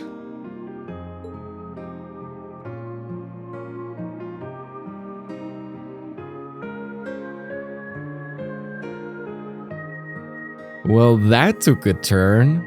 Okay. That was cute, because like Rean was making Sara blush, and like Sara got back at him, and they still kept it pretty appropriate, so claps all around. Very good. Very good. And my bond with Instructor Sara strengthened. Worth the wait. Aw. And so everybody, it's just the last one. And we've saved the most intriguing one for last. Class 7 Dormitory. Unfortunately, I haven't been able to remove Alfin's outfit ever since we were aboard the Pentagruel, so she's going to be in her outfit here, but it's going to be okay. It's just a couple of accessories. It's nothing too outrageous. So this is what it looks like on the inside.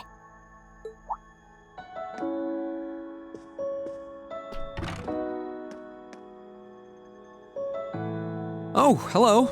Welcome to our dormitory. Did you finish talking to the principal? That's right. We sorted out all the arrangements for tomorrow. I had the delightful opportunity to enjoy the Academy atmosphere on the way here as well. If there are ever any other festivals or the like here, I'll have to try and come back by myself to see them.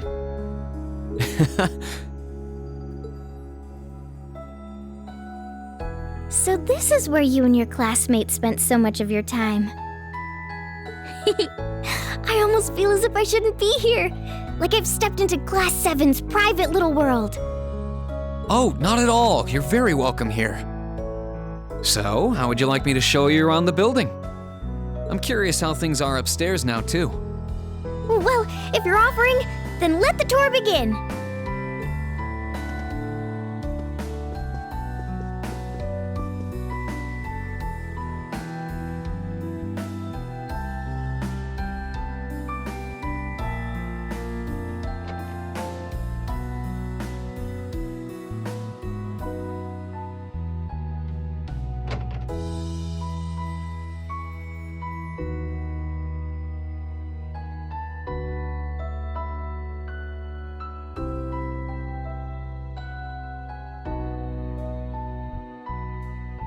So that was once Crow's room. His room was opposite to yours then? Yeah, he only lived there for a couple months, but I can't picture anyone else being there. It was pretty handy having him so close by too, especially when we were making plans for the festival. We could just wander into each other's rooms anytime we needed something.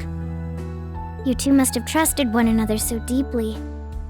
And that makes the fact you two have to fight one another all the more depressing. Why must it be that way?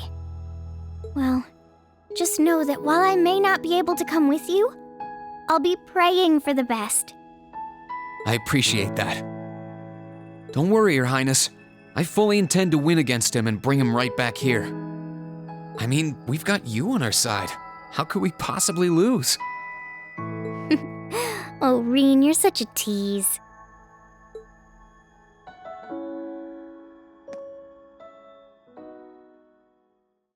Besides, I'm hardly the lovely, kind-hearted girl you think I am.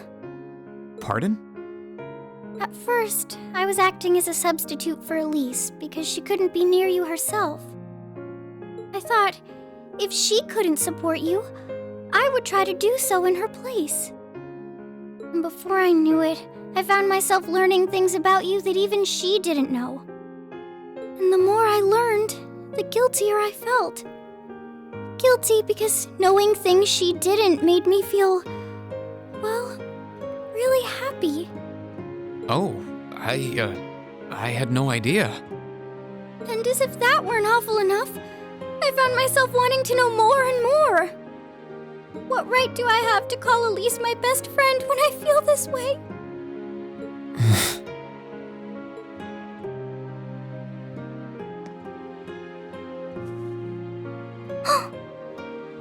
I'm honored to hear that. You needn't think it was one-sided, Your Highness. I was happy to learn more about you through all of this, too.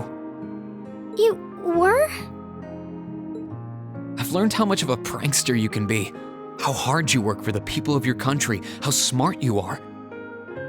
I see you always conducting yourself with dignity and pride, and I've also seen just how much you care for everyone around you.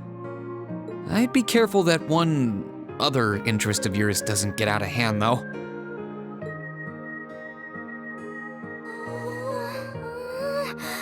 This simply isn't fair! It's like I'm the only one getting worked up here while you just play everything off, cool as a cucumber! Well, whatever happens, it's all on you. I take no responsibility. When we find Elise, I'm gonna tell her everything and we'll talk it through. All night if need be. Oh, perhaps working together as a team might not be such a bad idea. Why am I suddenly filled with an overwhelming sense of dread? Anyway, none of this even matters if you don't come back alive tomorrow. So you have to, alright? With Elise, of course. Promise? I wouldn't dream of doing otherwise. The two of us will be back before you know it, so wait a little longer, okay? I can't wait.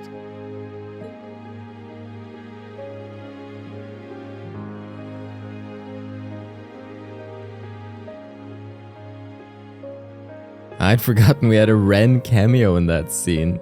That was nice. It was like Princess Alfin was turning to confide in Rean on her arm there towards the end. Rean. He's a popular boy. But with that, we've run out of bonding, and the last bonding achievement is going to be ours. National Treasure! And so, the final day is upon us. A little discovery I just made aboard the ship is that it seems that we can now actually exchange 50 U materials for a Zemurian ore shard, which means we could pay 200 U materials for an ultimate weapon. That is interesting though. I like that. I just came to see if I could make some good stuff, because I'm too cheap to actually pay for it. Like I could make an extra Abyss Shadow, an extra Evergreen, just sort of getting the whole team ready for the last push here. Yellow Emblem, when I could get... Sure, why not? Let's use them while we got them. Now, there is something that we need to do here on this ship as I'm getting the party ready. Look at this, gang. Look at this, this absolute unit right here. So, we want to go and talk to Instructor Thomas. And we are going to find him on the second floor in the Etc. department. Instructor Thomas, seeing as we have 5 black records.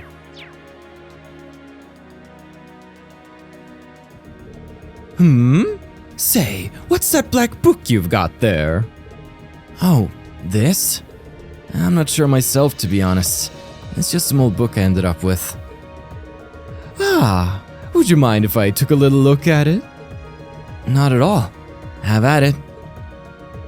Rean showed the book to Instructor Thomas. How fascinating. Huh. Is something the matter? Oh, my apologies. This is just so unusual that I ended up getting lost in my own thoughts for a moment there. You see, I believe this is actually one of a series of ancient books, collectively known as the Black Records.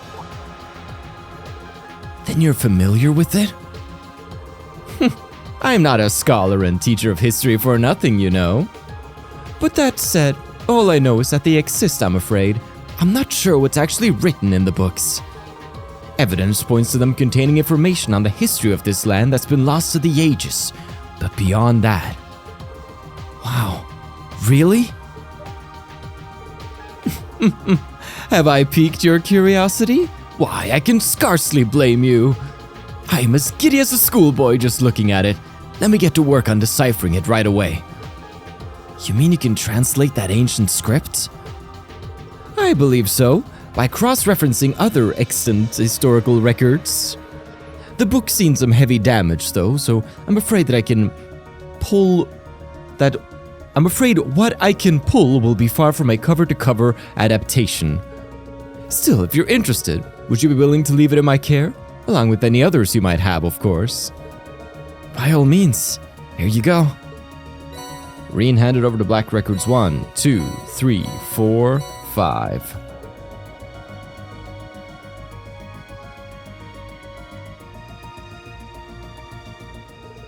Phew, I think that's about as much as I'm going to get out of that. The Black Records 1 entry in book notes was updated. Black Records 2, Black Records 3, Black Records 4, Black Records 5. Wow, this is really fascinating stuff. Though being able to read snippets and select passages just makes me more curious about the parts you couldn't decode. Unfortunately, the damage was even more extensive than I thought. This was the best I could do right now. I might be able to decipher more if I had access to a dedicated research facility or some similar institution. But with the resources I have at hand, this is about all I can make out for certain. I see. I appreciate you for doing what you could. Well, you've given me a copy of all 5 books now. Just tracking down the set is quite an achievement. All 5? Oh, did I not mention this before? In total, 5 volumes of the Black Records are known to exist. I'm pretty sure I would have remembered that if you said it before. My apologies then. I should have told you earlier. I hope you didn't spend too long trying to track down a 6th. I mean, there may well be one unknown to even the most learned scholars, but these 5 are all you're likely to turn up. Either way, thank you for bringing me all of these. I'm going to keep working to see if I can decode the rest of them. It may take some time, but don't give up hope. There may well come a day when you can read the contents in their entirety. Good luck with that, Instructor. I'll be looking forward to it. Oh, please do. One more thing before you go. I'd like you to have this. Just a little something in thanks for all of these fascinating books. A Zerum capsule. Thanks. Appreciate it, man. Isn't it wonderful? Yes, and he's back to his old state. And we can read the Black Records. I mean, what we have here, the of, before the, in, beginning, odd, on, bo, te, nir, rag. Yeah, we're not getting much out of this. I'm gonna save you me stuttering through the rest of that. Hopefully one day. Hopefully one day. Just scroll through though if you want to try to decipher it and make it out. Hey, there's more here. There's some more stuff in this one. Ah, I see. Black Records 3. Something 47, Emperor something something 5. Okay. False Emperor maybe? False Emperor. Yeah, that could be. The Testarossa, the legendary. Yeah, you could sort of make it out since you know how many letters are going to be and stuff. So we're at least talking about the Testarossa here. Maybe Lucian down there? Prince something. Prince... Interesting. Black Records 4. Probably about the War of the Lion then. And everything sort of going on that we've been getting glimpses at in the visions. Hence why it's considered sort of lost to time, because nobody remembers. Prince Strikels. Yeah, right there. The Black Records 5. Final entry. Erebonia. Just making out words here. Growlsritter, warrior, circle, knight.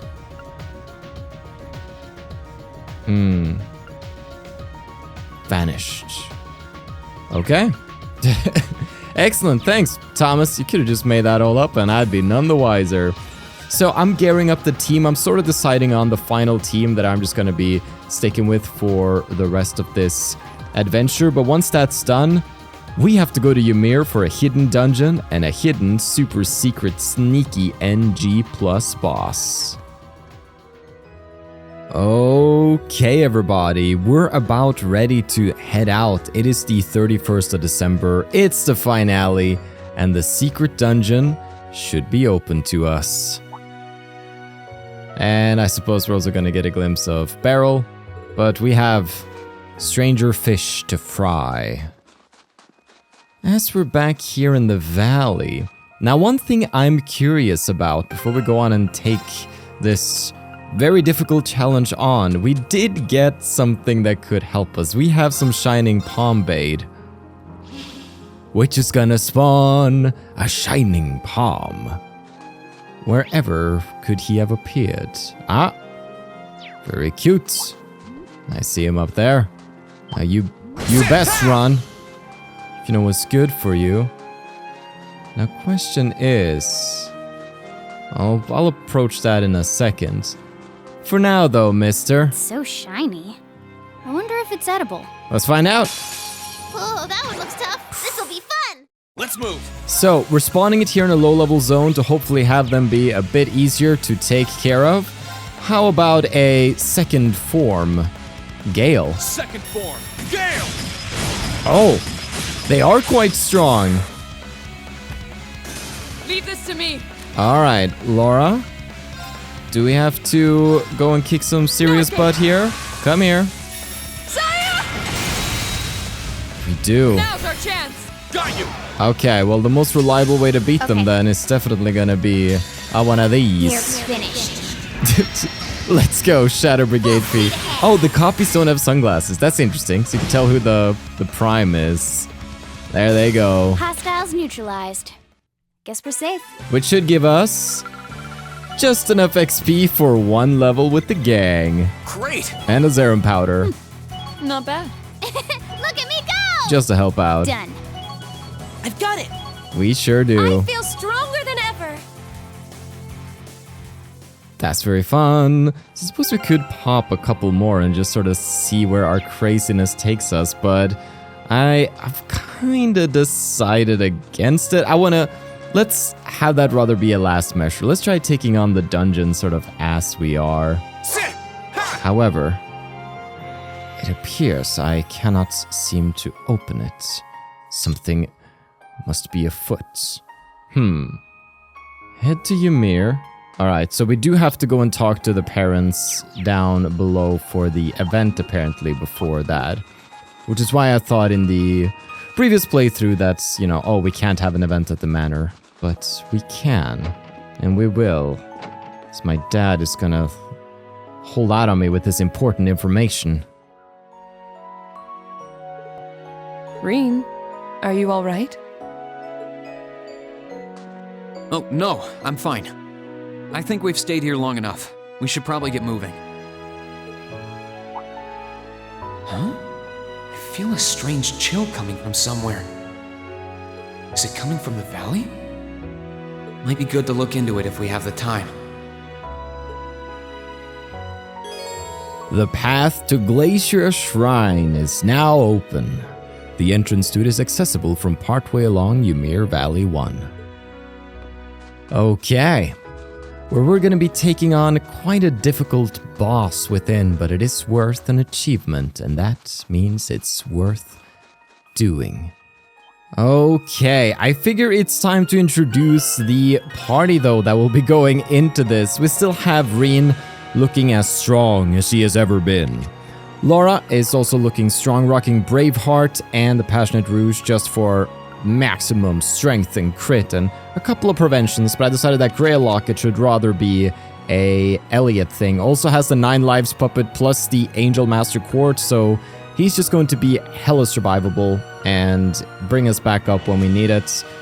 Millium's got Medal of Strength and a True Gladiator belt, ready to go, go, go. Also got the Pair 2 of Strega Omega. Fee is ready with her crits and her True Gladiator belt and her high evasion. And then we have Emma with the Still Blue and the Medal of Charity. Gonna be our highest damage output archer. I decided to put Vermillion on Rean because we are going to just need to do more damage, and Force is more of a clear a dungeon type of gem. Then Brave, just Brave is great. I love Brave. Then we have Taurus on Millium. That's sort of just become her gem for me. I like it. She's also quite tanky and survivable against the status effects. Angel Boy Elliot, Murakumo, and some various speed innovation stuff on Fee.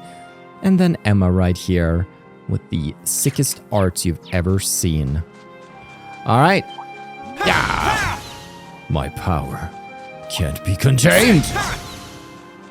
With that, we can now see that there is indeed an opening over here. So,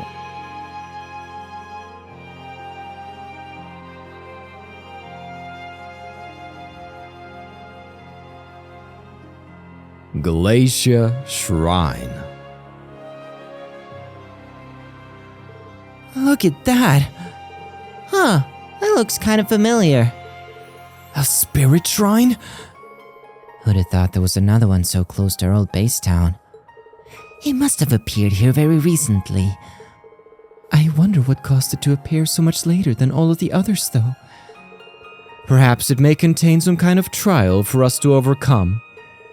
Well, we're here. We might as well investigate. There's no telling what we'll find inside, though. Might be a good idea to go back to town and stock up first. Rima boy, we are so good. And also such a colorful party right now. These are gonna be the friends I see this adventure through to the end with. As we can...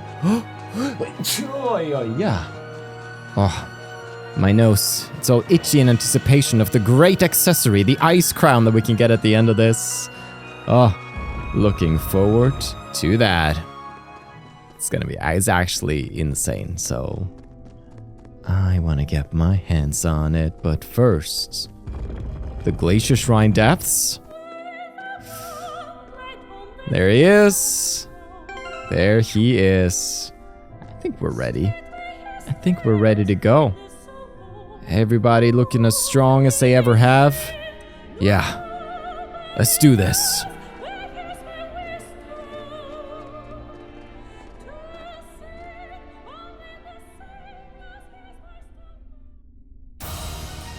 Magic Knight, Isra-Zamiel.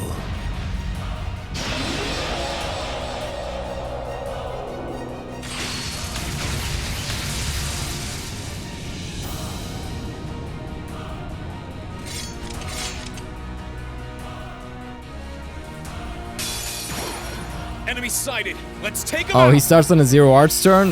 What does he got? Oh, he's summoning ice spirits. Okay, okay. And just dealing damage, taking half the health of my My turn. entire team, and now we're surrounded. Okay. Good start for him, though. Good start for him.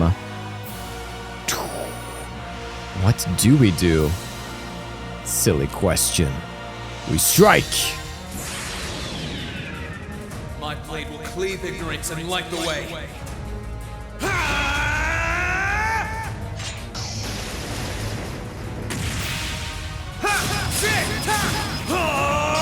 Sadly, with our health at half, we're not going to do all the crazy damage we could, but...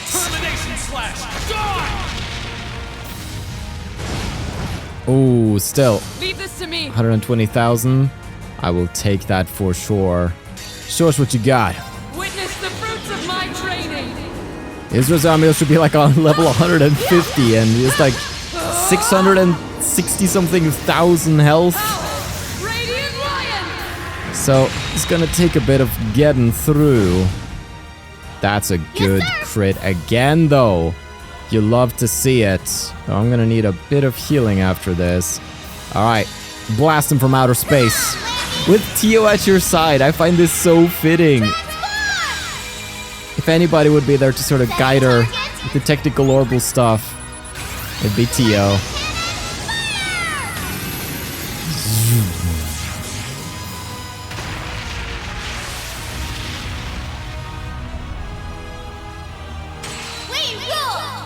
Sure do. So the question is with you though, Elliot.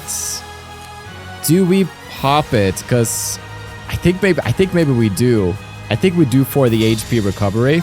Time to begin. Which means you could argue I should have popped that immediately, because that would have given Rean max HP, and that would have been a better play. But I'm not used to having Vermillion too much on me. Pure but here we breath go. of the goddess. Reside in my music and heal my friends. Finale! I can hear Estelle on his arm, just groaning she has to be back in Sunday school. What you got? He's summoning power? Oh, he just healed 100,000 health and boosted his strength and depth. And... Unforgivable. We're almost dead, almost dead. Thanks. Oh, thanks. You know, every little bit helps. Look at them. Helping each other out. And... Okay, Mighty Guard. We gotta get the guard down. Okay. Mighty Reflect. Physical Reflect and Arts Reflect. Okay, fun. And he's charging up for something nasty that's going to absolutely destroy everybody here. But I honestly think that's going to be okay, given Elliot's setup. Alright. Let's do a strike just to get the guard down. He still has a Reflect, though. Oh, he got an HP heal turn. He got so much health back. Okay, I think... Wait. Yeah, wait it out. Yeah, we should pop Elliot immediately. Yeah. Time to begin. Remedy Oratorio. There we go. Onward. That's why we have them. Alright, it is charging up though. But I don't have any sort of impede with my girl over here. But I'm close to getting the craft points that I need. So... And there is a crit there. I think what I mean... I have a lot of Zerum stuff. That's not even the DLC. That's just came with the game. I'm gonna throw this on Rean right here. Get him ready for taking that crit. My turn. Although he is going to be hurt though, so the question is whether that crit is better served on someone else. That's the question. Unless I can dodge it.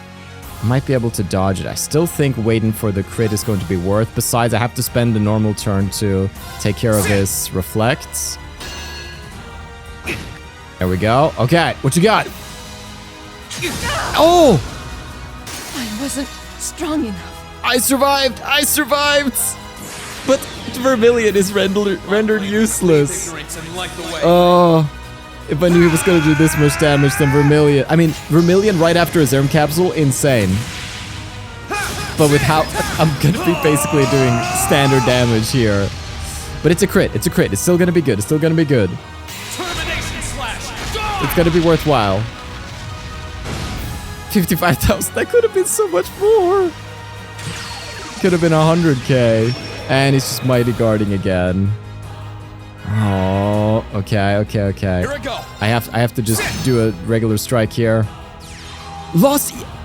He can Lost Eden? He has lost arts? Speaking of lost, I think maybe we no, we have Elliot, so we do have a couple of backup plans. But we're gonna run out of those too eventually.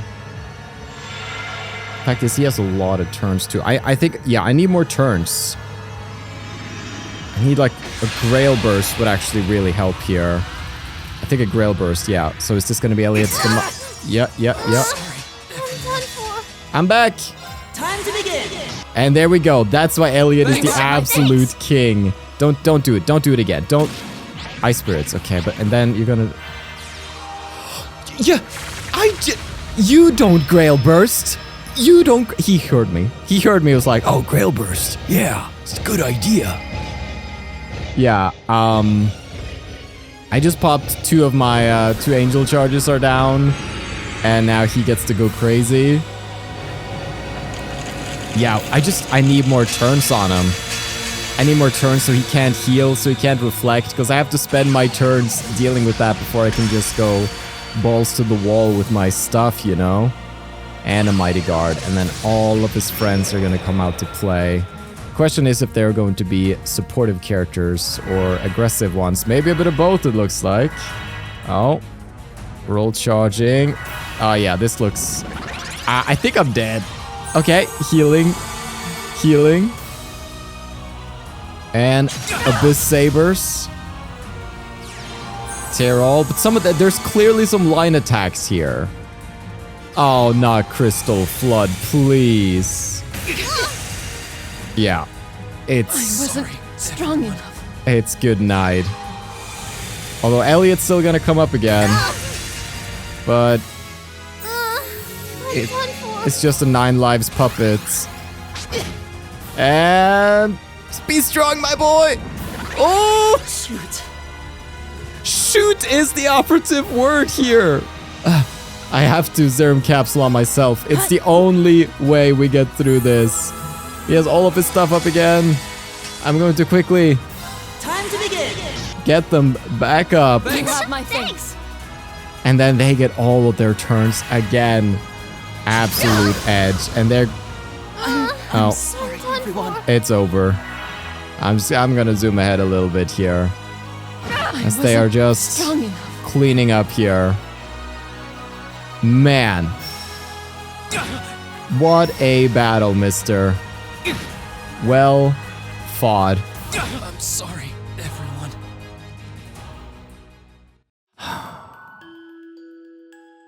Man. We're gonna have to give that another try. Actually, let's do a bit of a change of strat. So, let's do Taurus on Rean. We need the crit. We need the crit, we need the damage increase. Yeah, let's do that. Then on Millium, let's do Emblem, so that she can receive less damage and be more tanky, but I don't know, he does so much damage from when we're already high that it doesn't necessarily really matter. Finding it a little bit difficult to use that one. I mean, we do have Aegis just for some extra survivability. Maybe we just go back old school.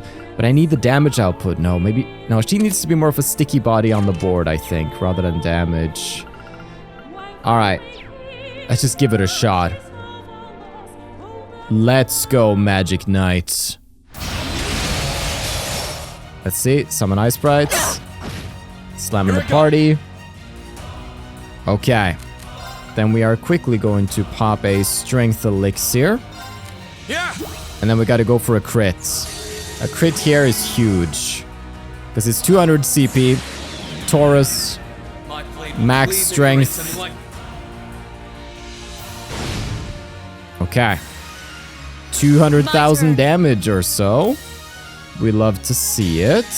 Witness the fruits of my training. And then we're gonna have a 0 arch. Oh, beautiful crit. We're gonna have a 0 arch turn right here. Which could be Lost Eden, but I think Seraphic Ring is actually going to be more interesting for me to throw out here. So that's what I'm going to do. Zoom. You have my thanks. Still going to have the effect that we like. And the Galactic Cannon. Great. Halfway down to health. And now he begins to counterattack. He begins to summon power. Yeah. And we're low, Unforgivable. But that beautiful fury You okay? pushes me up. Thanks. Look at us caring for each other. It's my turn. Okay, so we can pop Radiant Lion now. Which would be good, because that would push a 0 arch turn over on Elliot right here, which is fun. Is that the play? I think... Let's do that. Witness the fruits. Beautiful crit. Love to see it, Laura. It's my turn. Yeah, I mean, it has to be Seraphic Ring. And we get a turn after? Dude, this is why he's an absolute legend. It makes sense though, since we have Angel, so our cast is shortened for that. Oh my god, the ultimate savior of this challenge right here. Okay. There's something I want to do. I do want a Grail Burst. My only problem is that I don't remember who has Grail Burst on them, which is an oversight. True. I'll admit as much. I think what we're going to do, though... Overdrive! We got Overdrive to win ourselves a few turns here. And we are going to, very simply, Serum Capsule up Rean. Try this. Get him strong. Thanks. And then Rean. Let's move. Arts-wise, he is the Grail Burst man. But we can't pop it here. That makes sense.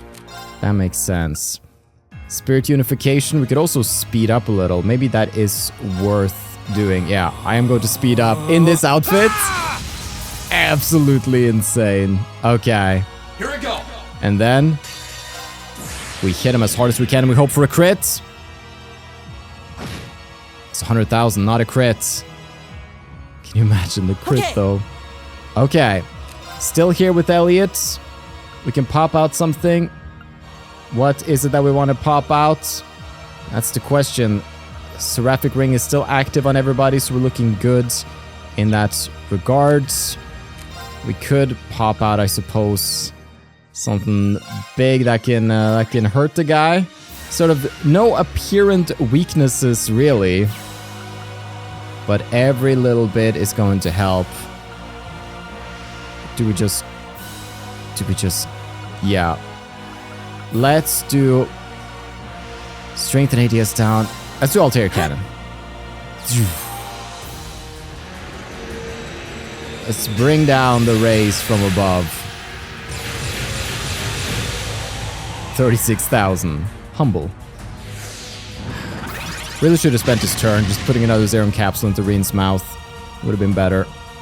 But there we go. That's how this cookie crumbles. It just gets all of the stuff and delivers all of the blows. Well, now that I do have a chance to do exactly that, Rean, have this. And then just in case Rean looks a little likely to die here, go for the crits. Go for the crits. He looks so cool. And... Guys, I forgot about the guard. I feel very embarrassed. Like I want to hide somewhere far, far away. I'm going to go up here and punch him. And that's going to take down the reflect so that now I can actually go ahead and do an attack here without feeling like an absolute fool. And... 22 is a lot of damage. Oh. Beautiful. That's... Yeah. Worthwhile. So that's just having her on the boards so that she can annoy the heck out of that guy. We love to see it. All right. Dude, I'm going to use another Serum Capsule here. Try this. Eat this. Thanks. And then I'm going to just jump in and use my last turn of Spirit Unification to crit. Oh, it's the crit. It's the 266,000 crit. This guy. Well played, mister. Well played. Okay, it's safe for now. So nonchalant. That's a lot of XP. Great. Got a warmer from that. I've only just begun. Look at me go! I've got it. Done. I feel stronger than ever. Defeated Magic Knight Isra-Zamiel, that's Frozen Heart.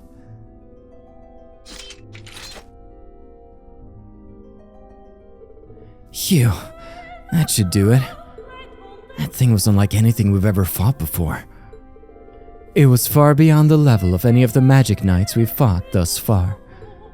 At least we took it down. I'm exhausted. I assume that knight must have been intended to serve as a trial like the ones we fought in the other shrines. But unlike in those, there doesn't seem to be any Zemurian ore here.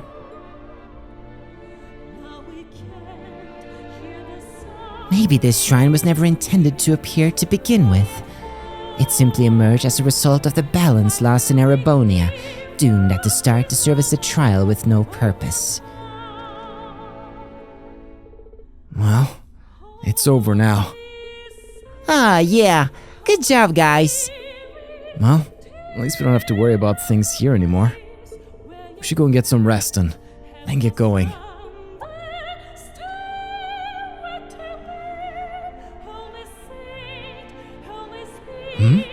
What's that?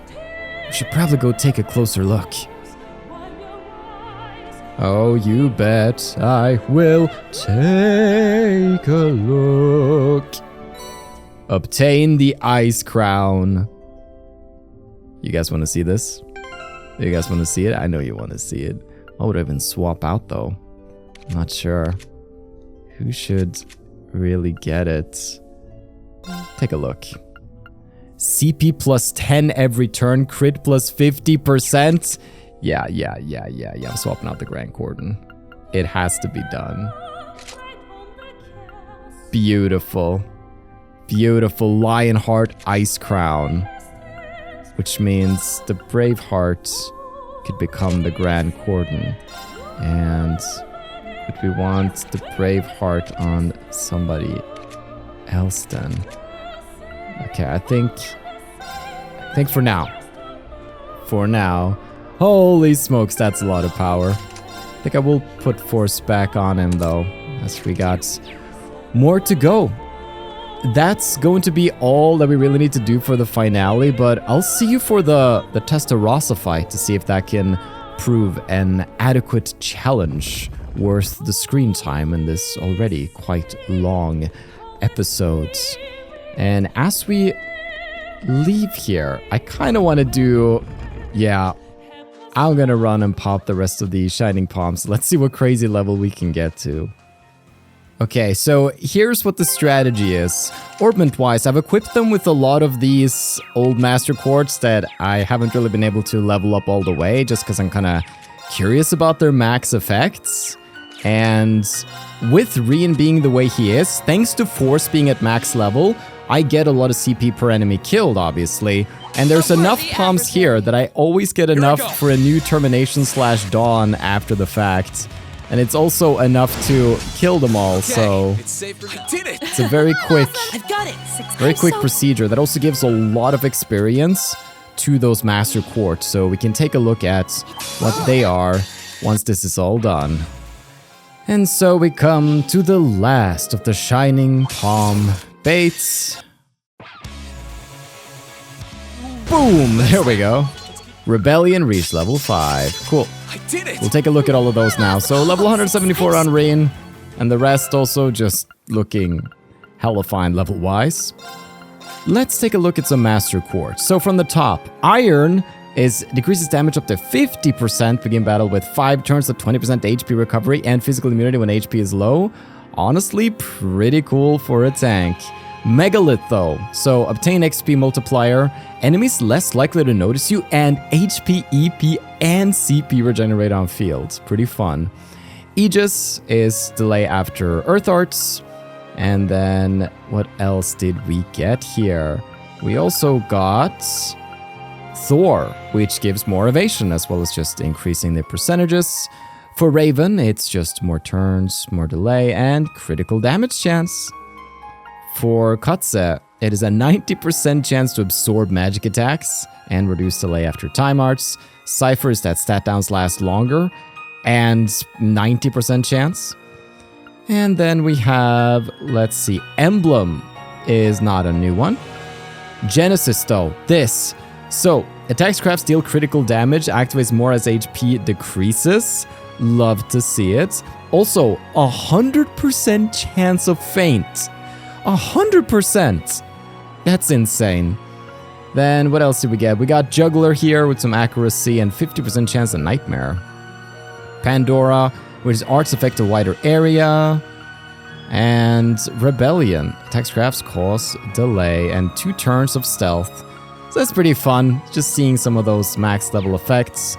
We're definitely feeling ready for the finale though, so let's get to it.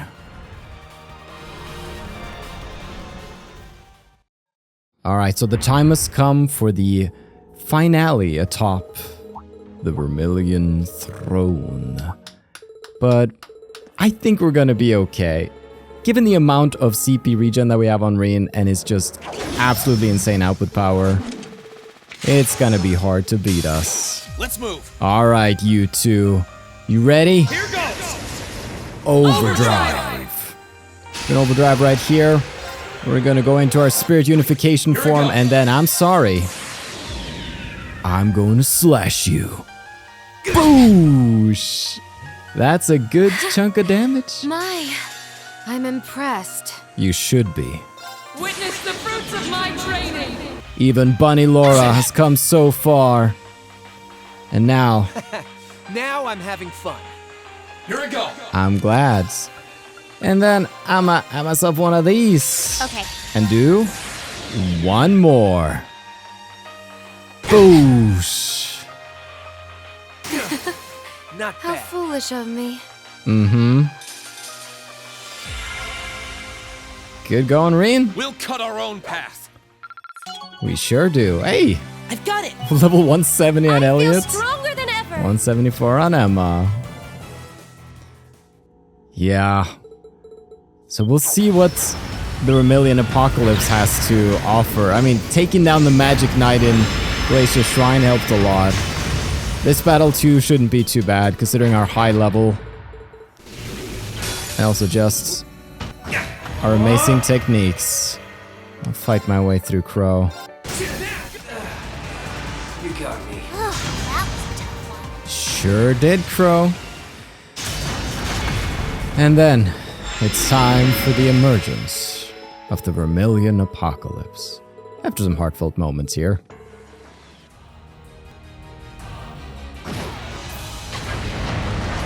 Alright, the first stage of the Vermillion Apocalypse was not much of a challenge, but then again, he wasn't so on normal either, and as we have to wait for the music to fade out fully, this game has had some very slow musical fades. I just have to wait before the music fades. Let's move.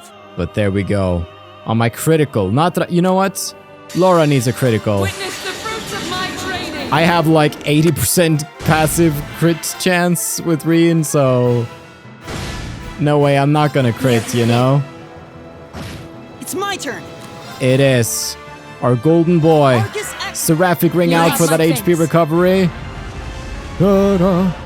Okay. He's preparing his things. Sadly, it just won't be enough for you, because I still have Zerum capsules out the butt.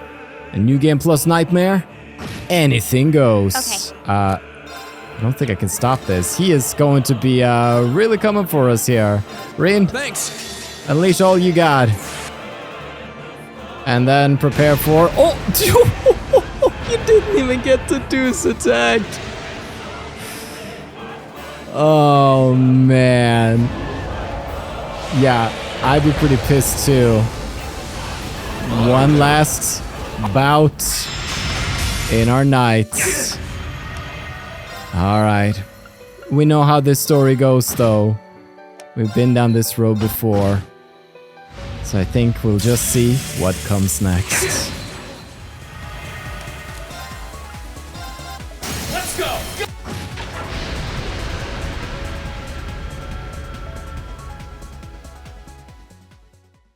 And so, the finale has come to an unceremonious end.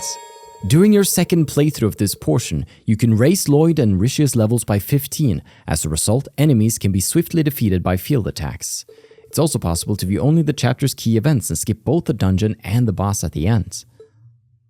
You know, I'ma just skip over it. It was fun, don't get me wrong. But we have a Scholar of the Truth achievement to get to. Alright, we're in the epilogue right now, and there will be some things that are different from our last playthrough in this particular area. So we're gonna meet up with the class once more. Everybody switched out of their ridiculous outfits. And then I think once we begin the walk to school, we're no longer walking with Laura.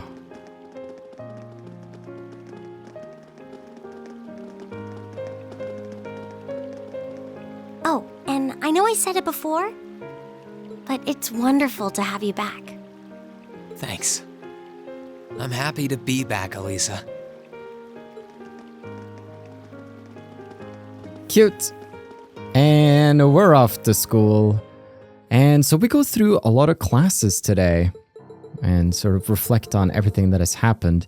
But there was also a very cute post-class scene we got with Laura. So obviously, I'm thinking we're gonna get something similar here. I'm so curious about all the different constellations there, all the different scenes and the like, but I think I'm just gonna leave that up to you to discover. Well, I guess I'd better get going. I could go straight to the student council room, but it's my first time back in over a month, so it would be nice to take a walk.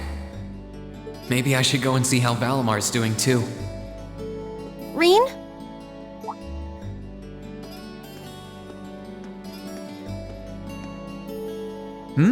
What's up? Nothing, really. I just wanted to spend a little more time with you. Well, I'd love that too, but are you sure you can afford to? I mean, you have that meeting with the lacrosse club about tomorrow, don't you? I know, but that can wait. Right now, I just want to be with you for as long as I can. Please? Aw, well, how can I say no to a cute face like yours? Nothing would make me happier.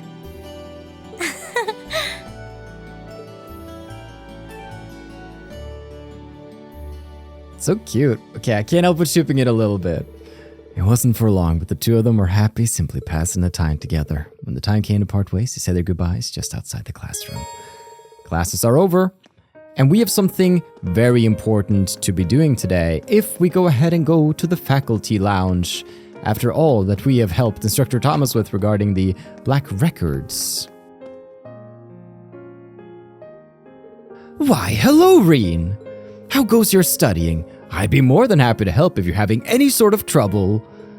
Thanks for the offer. I think I'll be alright. I got the Machias and Emma support system keeping me on the ball. That offer extends to next year, though. I'm sure I'll take you up on it then. Oh, by all means. Nothing in this world makes me happier than lending a hand to students in need. Oh, and by the way, I've pretty much finished decoding those black records you gave me. As much as it pains me, you can take them off my hands. You have? Received decoding reports.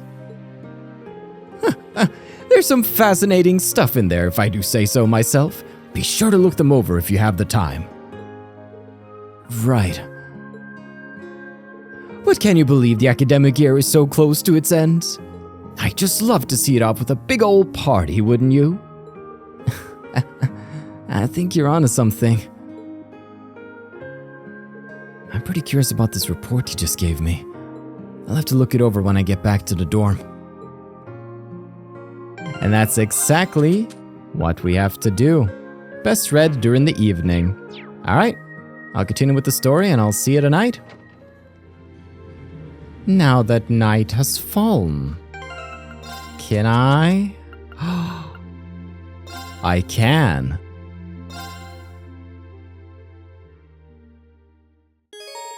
All of the black records in the notebook were updated. Oh, here we go then. The gods of creation before Septian calendar. In the beginning, there were two great gods. One boasted unrivaled courage, the other unparalleled fortitude. They descended from the heavens with their kin, and it was upon the dark land below that they first met. Calamity, their opposing natures incompatible, the two were drawn irresistibly into battle, and thus began a struggle that shook heaven and earth. The goddess and the spirit's laments were for naught. As the land quaked, the skies were torn asunder. And the gods' kin could only tremble in fear. After what seemed like an eternity, their clash came to an end. But it was an end of mutual defeat. Their power spent, the empty shells of the two celestial titans were flung into the furthest reaches of the dark land. All that remained in their wake were terrible, their kin, and the great power.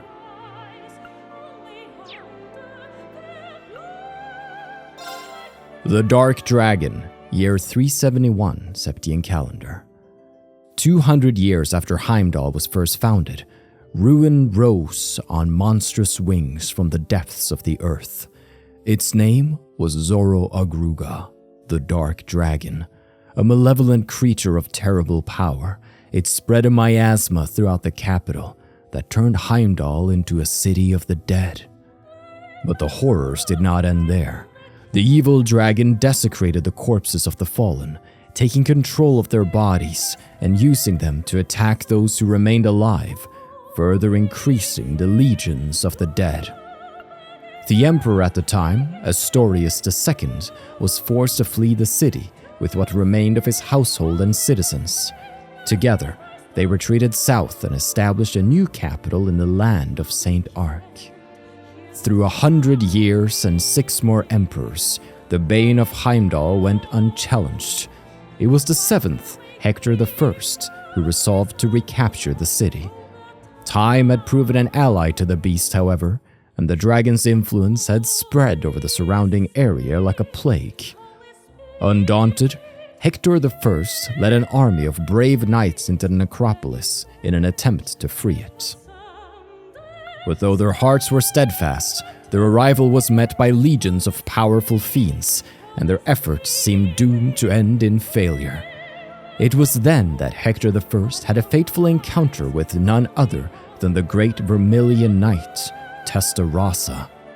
The knight recognized Hector I as its master, and bolstered by its immense power and countless weapons, the emperor moved once again on the city and to the decisive encounter with the Dark Dragon. The battle shook the city to its core, and at the end, the Vermillion Knight was victorious. The scourge of Heimdall, the Dark Dragon, was defeated. However, the price of victory was steep.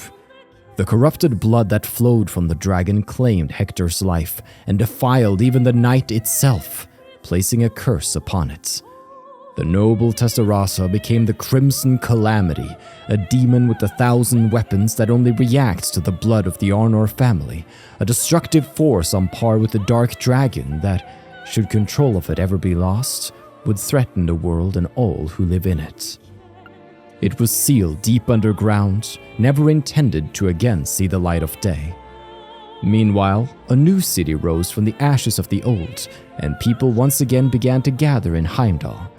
And that was when the Vermillion capital that endures to this day was first built.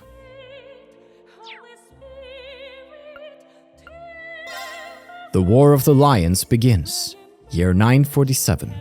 In the year 947, Emperor Valius V passed away. His death heralded the beginning of the largest-scale civil war in Erebonian history.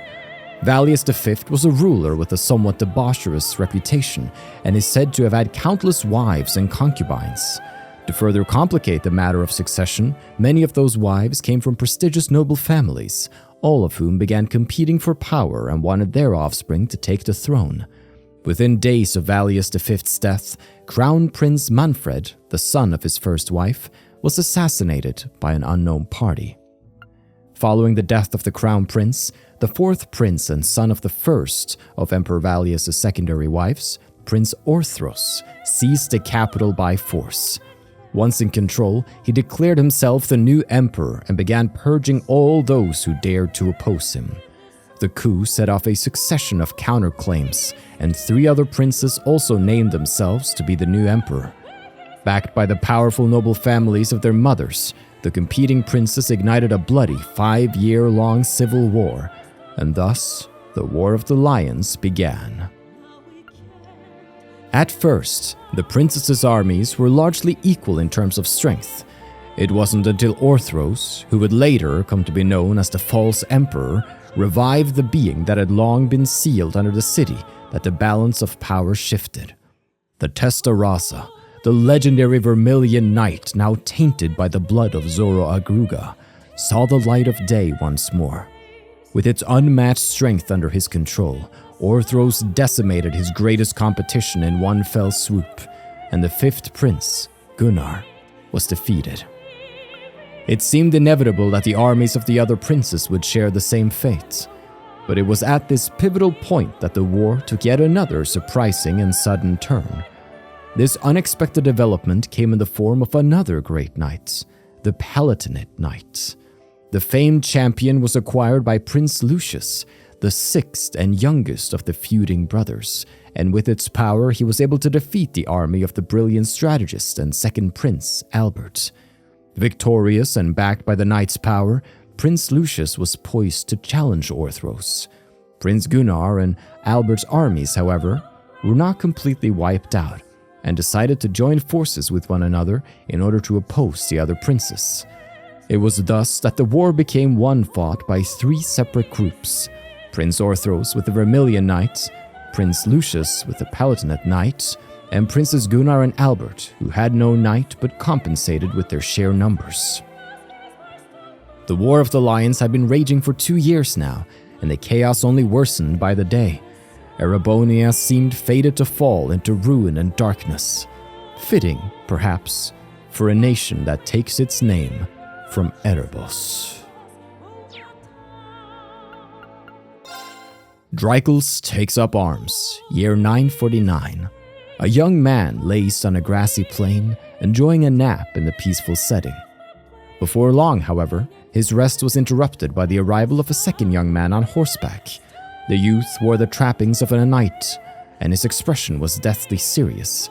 His armor bore many rents and scratches, and his left arm was bound in a bloody bandage. The first young man had not seen him in several years, but the cheerful reunion did not seem to be his purpose. "You were right after all," the second man said gravely. "At this rate, the Empire's days are numbered." At this, the first young man rose from the grass. He was none other than the 3rd prince of the Erebonian Empire, Prince Drycles. As a man with no claim to the throne due to his commoner mother and shunned by the other highborn princes, Drycles had long since left Erebonia behind, wandering from place to place and whiling away his days. 3 years prior, he had reached the land of Nord, where he had remained ever since. Though left to his own devices since childhood, his nature was noble, and he was quickly accepted by the people of Nord and lived peacefully among them. But while he had left his homeland, he had not truly abandoned it in his heart. During his wanderings, his mother had passed away, but while she lived, she had told him something that would remain with him for the rest of his days. The blood flowing through you will not allow you to turn your back on the Empire's suffering. Prince Drycles had turned those words over in his head again and again. What could a powerless vagrant like himself truly hope to do? The knight's arrival, however, signified 2 things: that the war continued to worsen, and that Erebonia was on a certain path to ruination. His mother was probably correct. Hearing the knight's words, he decided that enough was enough. He could ignore the pain of his countrymen no longer. That knight, incidentally, was called Roland. He was a childhood friend of Drycles and his confidant. He was also the man who Drycles had left in charge of things in his place before leaving the country. Prince Drycles set about preparing to depart, but before he could finish, he was met by several of the tall knights of Nord, their cross-shaped spears in hand.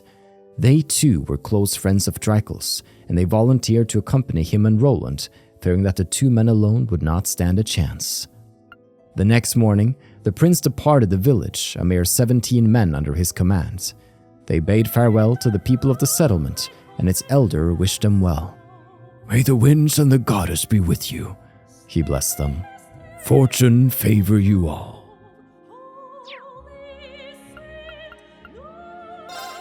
The war comes to an end, year 952.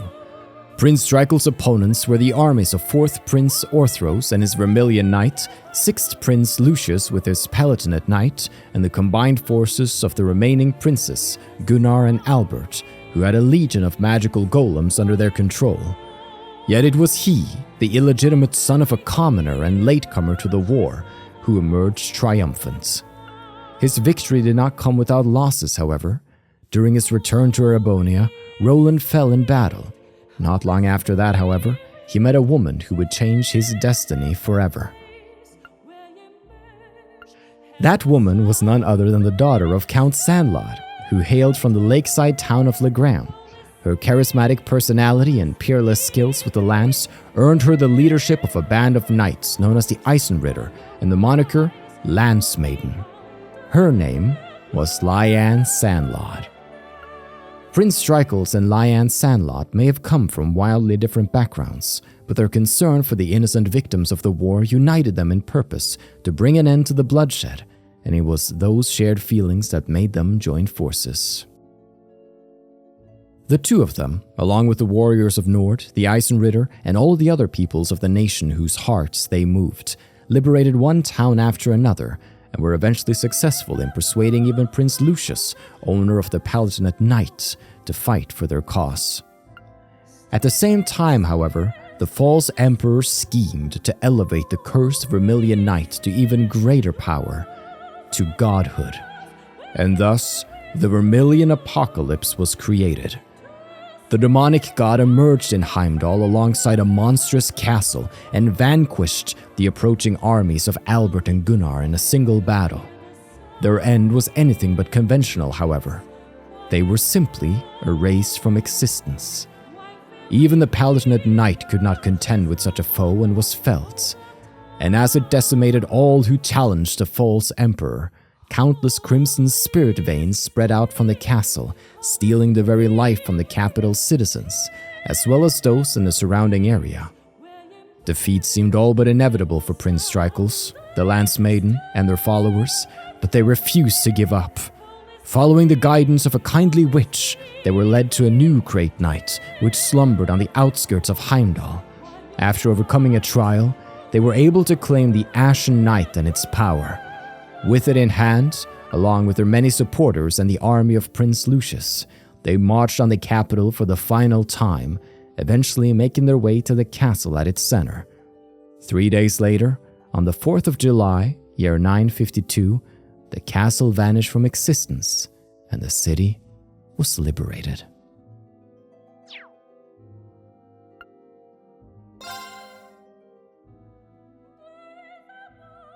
Well, that's quite a few questions answered, and a lot for us to sort of absorb and take in. There's one more step that remains in this quest, and that will happen tomorrow. So let's get some rest.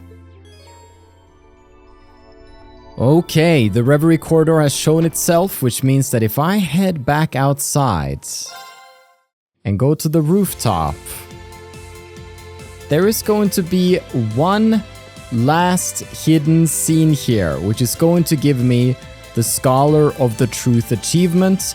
And it's also quite important that we see it because the next game is going to assume that we've seen this scene. So let's check it out.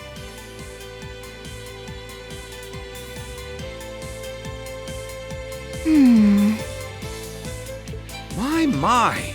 Who would have imagined even more marvelous mysteries still lurked within the old schoolhouse? What a delight! Why, I can hardly stop myself from heading in there to take a little peek. That might not be the best idea right now. There's no telling what could happen in there.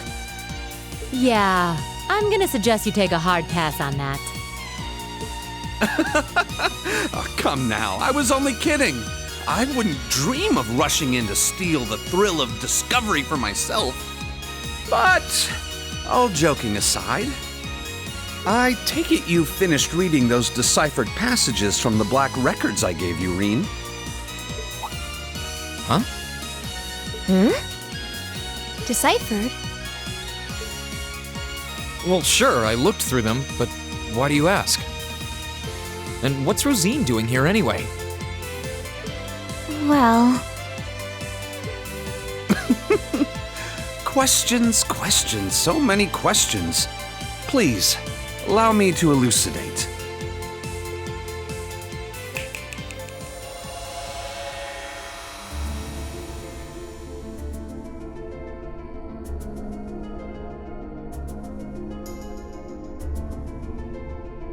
What's going on? This is just like when I called out to Valimar that first time. To put it simply, I've created a partition of sorts. The three of us standing here within are the only ones who can even sense it. Meanwhile, those outside remain blissfully unaware of its existence. I'll admit, for a moment there, I was worried that Emma and Celine might have noticed something amiss, but it seems I've still got the touch. Just who the hell are you? And you too, Rosine. Why are you wearing your habit all of a sudden?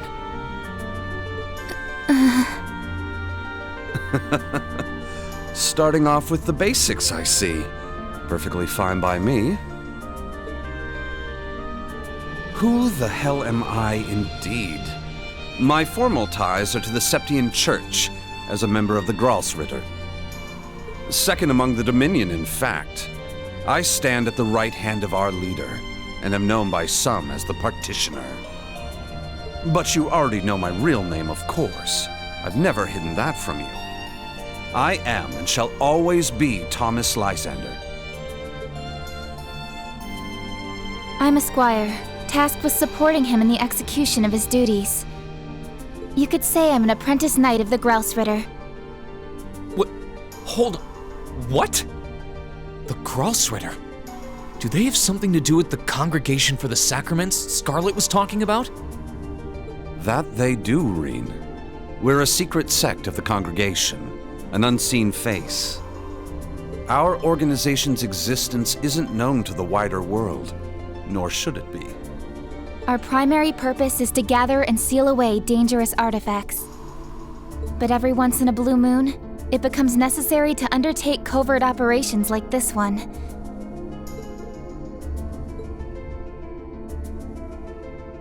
I guess I shouldn't be surprised. To be honest, I felt like there was something off about you for a while now. You were able to decipher the Black Records for one, and your knowledge and abilities go way beyond the average instructors. But even still, I never would have guessed you were connected to something this large scale. And with all that in mind, what do you want with me? Why tell me all of this now? Have you finally decided to step out from the shadows and interfere? That's not quite it. Perish the thought, Rean. What happens in the old schoolhouse is out of our jurisdiction. Always has been. The way things stand brings to mind a few parallels with Liberal's Phantasma trouble, but I doubt this is nearly as dangerous. After we're done here, I'll be glad to let you tackle that on your own. Me, I'm only here for a little talk with you. After all, you are an Awakener, possessor of a fragment of the Great Power. And that means we have matters to discuss. This should come as no surprise, but the trouble facing this land is far from over. Now, it may seem to have passed for now. But this peace is merely a simple respite. The most crucial moment stands silent in the wings, waiting to unfurl before us. The Chancellor never stops spinning his webs, and while he may have repelled Ouroboros for now, they will be back. Mark my words. And there's not a doubt in my mind that you'll have an important role to play in what's to come. That's why I thought it would be worthwhile to make a formal introduction and ask for your cooperation. So, what say you? Sir, if I may, you might want to ease him into this a little more gently. It's quite a lot to take in at once. Rean, I want you to know we're not here to scare you or to make an enemy of you. We don't mean to pressure you into a response either. For now, our intent is just to remain here and keep an eye on things. So if there's ever anything you need our help with, we're here for you. Just ask and we'll do whatever we can. Thanks, Rosine. You're right, too. This is a lot to take in at once. I'm not really sure how to respond. I guess at the very least, I can tell you're not my enemies. But by the same token, that doesn't necessarily make you my allies either, so no promises.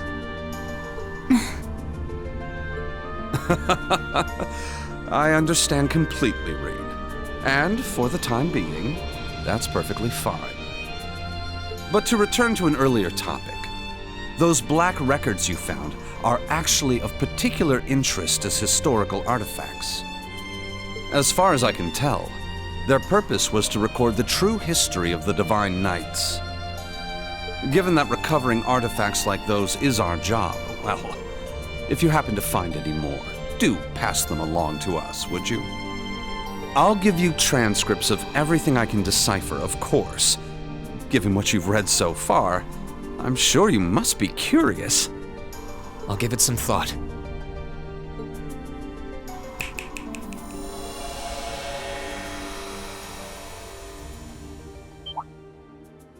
Huh? Huh? Huh? What? Huh? Well, do take care, everyone. I'll be praying for you. Of course you will. What a scene! Scholar of the Truth. Read the Decoded Black Records and have an encounter you'll never forget. Thomas Lysander, Second Dominion. Rosine, member of the Gralsritter. What is going on? Please, do take care. I will be praying for your safety. My, who would imagine that more wonderful mystery still lurked within the old schoolhouse? Now I'm even more fascinated as to what else might be waiting inside. Well, I guess I'll go tackle those mysteries, looking at the achievements. The only ones that remain now is completing the game on hard and nightmare difficulty, and we are gonna get the Ashen Chevalier, and we will be all done. So, without further ado, I can't seem to teleport at all. That's interesting. Is that because of the scenario? Let's go. Oh. Are you really sure that was for the best? I'm afraid you might have made him even more wary of us. Oh, that was exactly my intent. I need him to start acting with a little greater awareness of his place in a world that's more precarious than he takes it for. That is, if we intend to unravel the mysteries of the two septarians that once graced this hallowed land. And beyond that, the secrets of the system fashioned by the witches and gnomes, the 7 Divine Knights.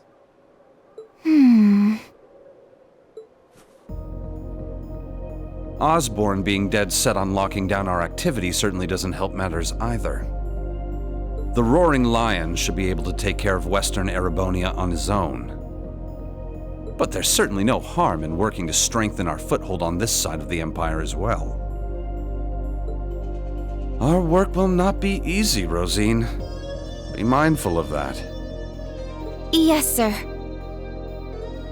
Well, if you'll excuse me, the children are waiting.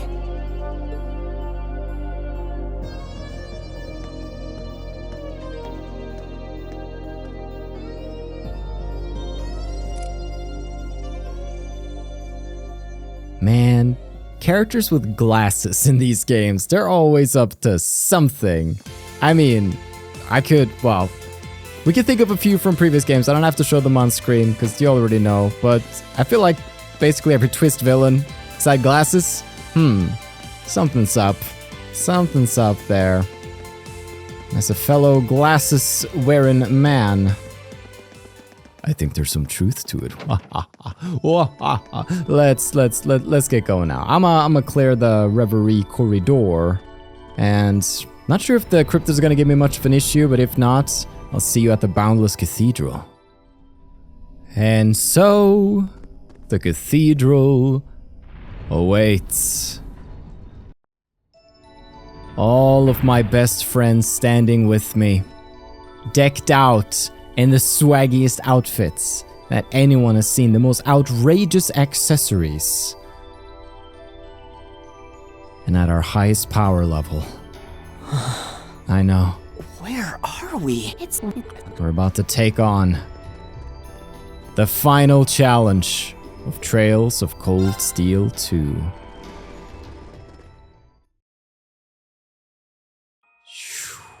Look at this party coming through, though.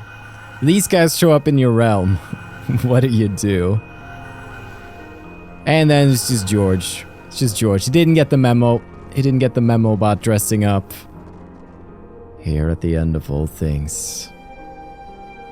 Alright. Let's face him. A hollow trial, he says. And I believe it. The shadow trial has begun. Here's what we do. My turn. Together with Laura, Here goes. Overdrive. we burn brightly as we prepare to close the chapter on this game once and for all. One last battle as Class 7. Here we go. My blade will cleave ignorance and light the way. And this music too, man. As I said in the last one, it's not about overcoming impossible odds. It's about the power of friendship. It's about coming together to fight big baddies. Termination slash. And absolute legend right there. Witness the fruits of my training. Laura too. Going in with all that she has. All that she is. Radiant Lion. Radiant Bunny. Beautiful critical. And then, you know, might as well shove one of these in my mouth. Why not? Zoom. And then once more. Slash with all that we have. Boom, another critical. And then Fee, being the wielder of the Murakumo. I'll handle If it. she crits too, You're finished. this guy truly is finished. Full speed ahead. Go get him. One final exam. You know, I take this over midterms any day. And... oh, he's so close. My boy, Elliot. You've been a healer this whole game, but show us what you can do. Here's a performance especially for you. The magic of music.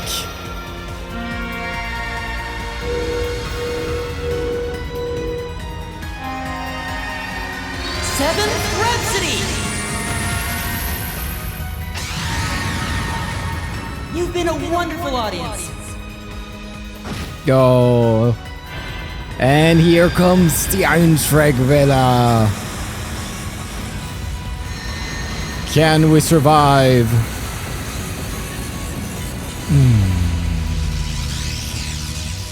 Gonna be a miss on Fee, I bet.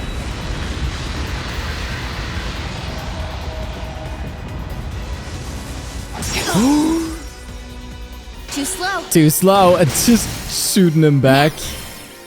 I'll back you up. Absolute legend. Your turn. My turn. You know, it's not. Let's Sorry. All right, let's get this started. let the lady who brought us here so far. She has Aegis equipped, I guess. That's the thing. Take it home. Time to try for once.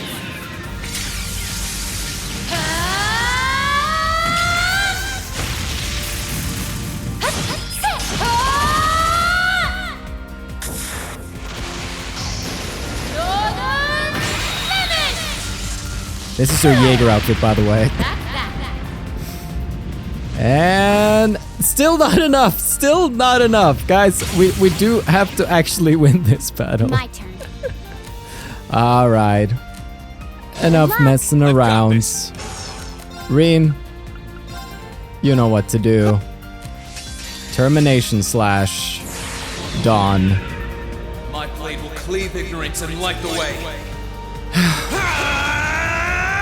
And with this, everybody, a long journey comes to its conclusion. Termination slash. Die! Thus, Loa Luciferia is no more. And all that remains is our enduring friendship.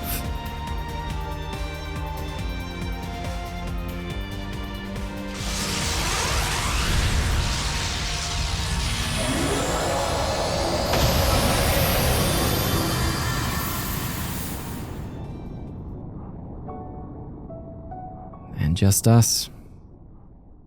Here at the end of all things.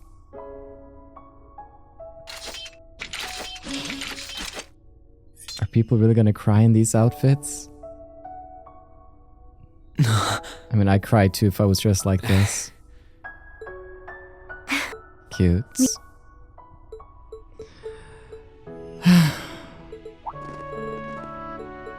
You little thing, Millium.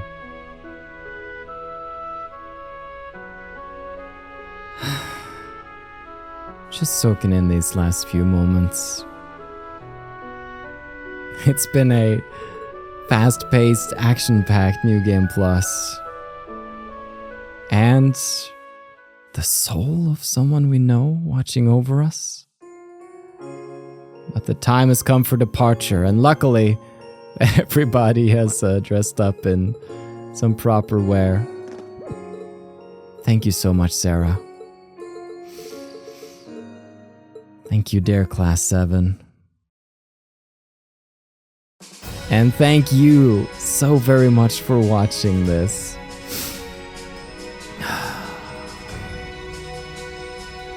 Here they go. Off to find their own place in this world. Oh, we still have some business here in Trista. As the Lino flowers bloom, and a new chapter begins.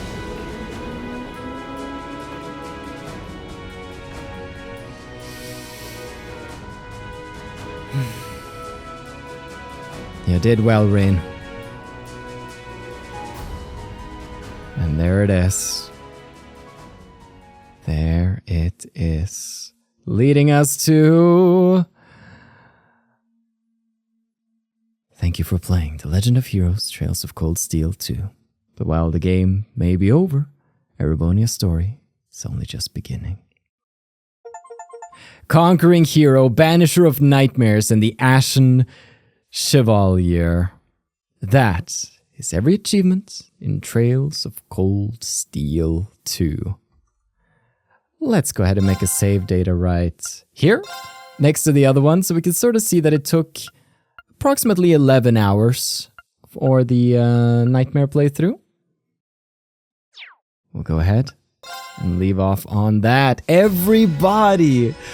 With that, there's nothing left for us to do. There's still some costumes, I suppose, that you could now start using new game points, check out even more crazy costumes, but I've had my fair share. I hope that you have enjoyed this crazy journey that we have been on, and I hope that you will tune in next time when we boot up Trails of Cold Steel 3. Thank you so much for watching. I've been your host, Carl, and this has been Trails of Cold Steel 2.